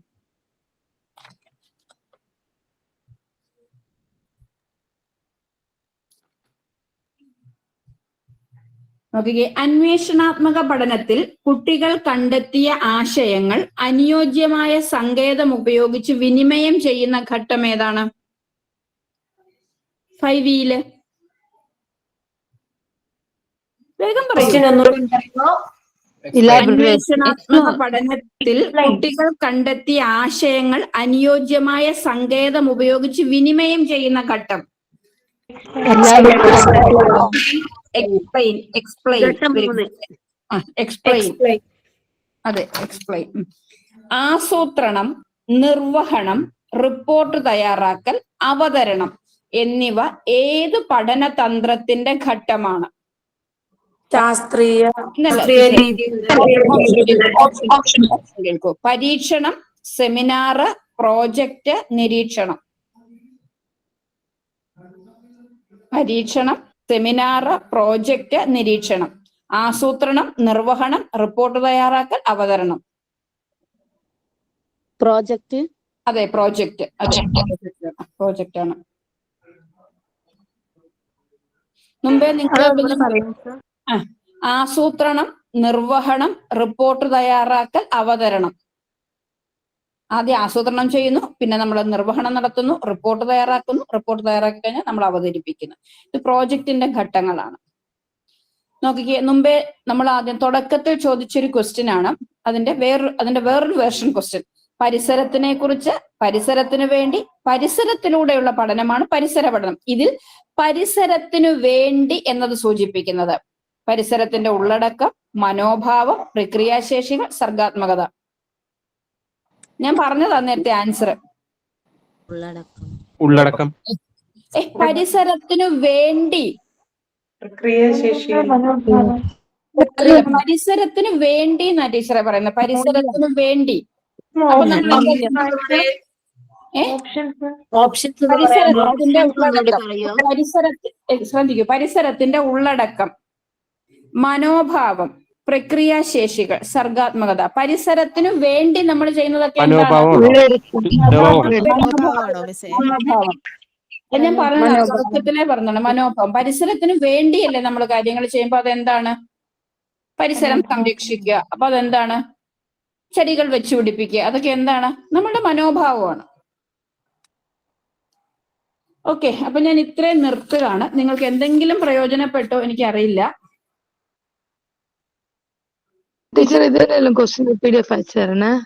ഞാൻ അയച്ചുതരാം, തീർച്ചയായിട്ടും ഞാൻ അയച്ചുതരാം. ഞാൻ ഈ ക്വസ്റ്റ്യൻസ് ഇതിന്റെ കൂടെ കുറച്ചും കൂടെ ചെയ്തിട്ട്, അതുപോലെ തന്നെ നിങ്ങൾ പ്രത്യേകമായിട്ടും നോക്കിക്കൊണ്ട് പോകേണ്ട ഭാഗങ്ങളുടെ ഒരു PDF കൂടി എടുത്തിട്ട് ഞാനത് അയച്ച് കൊടുത്തേക്കാം സാറിന്. ഇന്നിപ്പം പറ്റത്തില്ല, അടുത്ത ഒരു ദിവസം ഞാനത് അയച്ചു കൊടുത്തേക്കാം. Okay, thank you. ഓക്കെ, അപ്പൊ എല്ലാവർക്കും ഓൾ ദ ബെസ്റ്റ്. നന്നായി പരീക്ഷ എഴുതാൻ പറ്റട്ടെ. എല്ലാവർക്കും കേട്ടിട്ട് കിട്ടട്ടെ. Okay, thank you miss.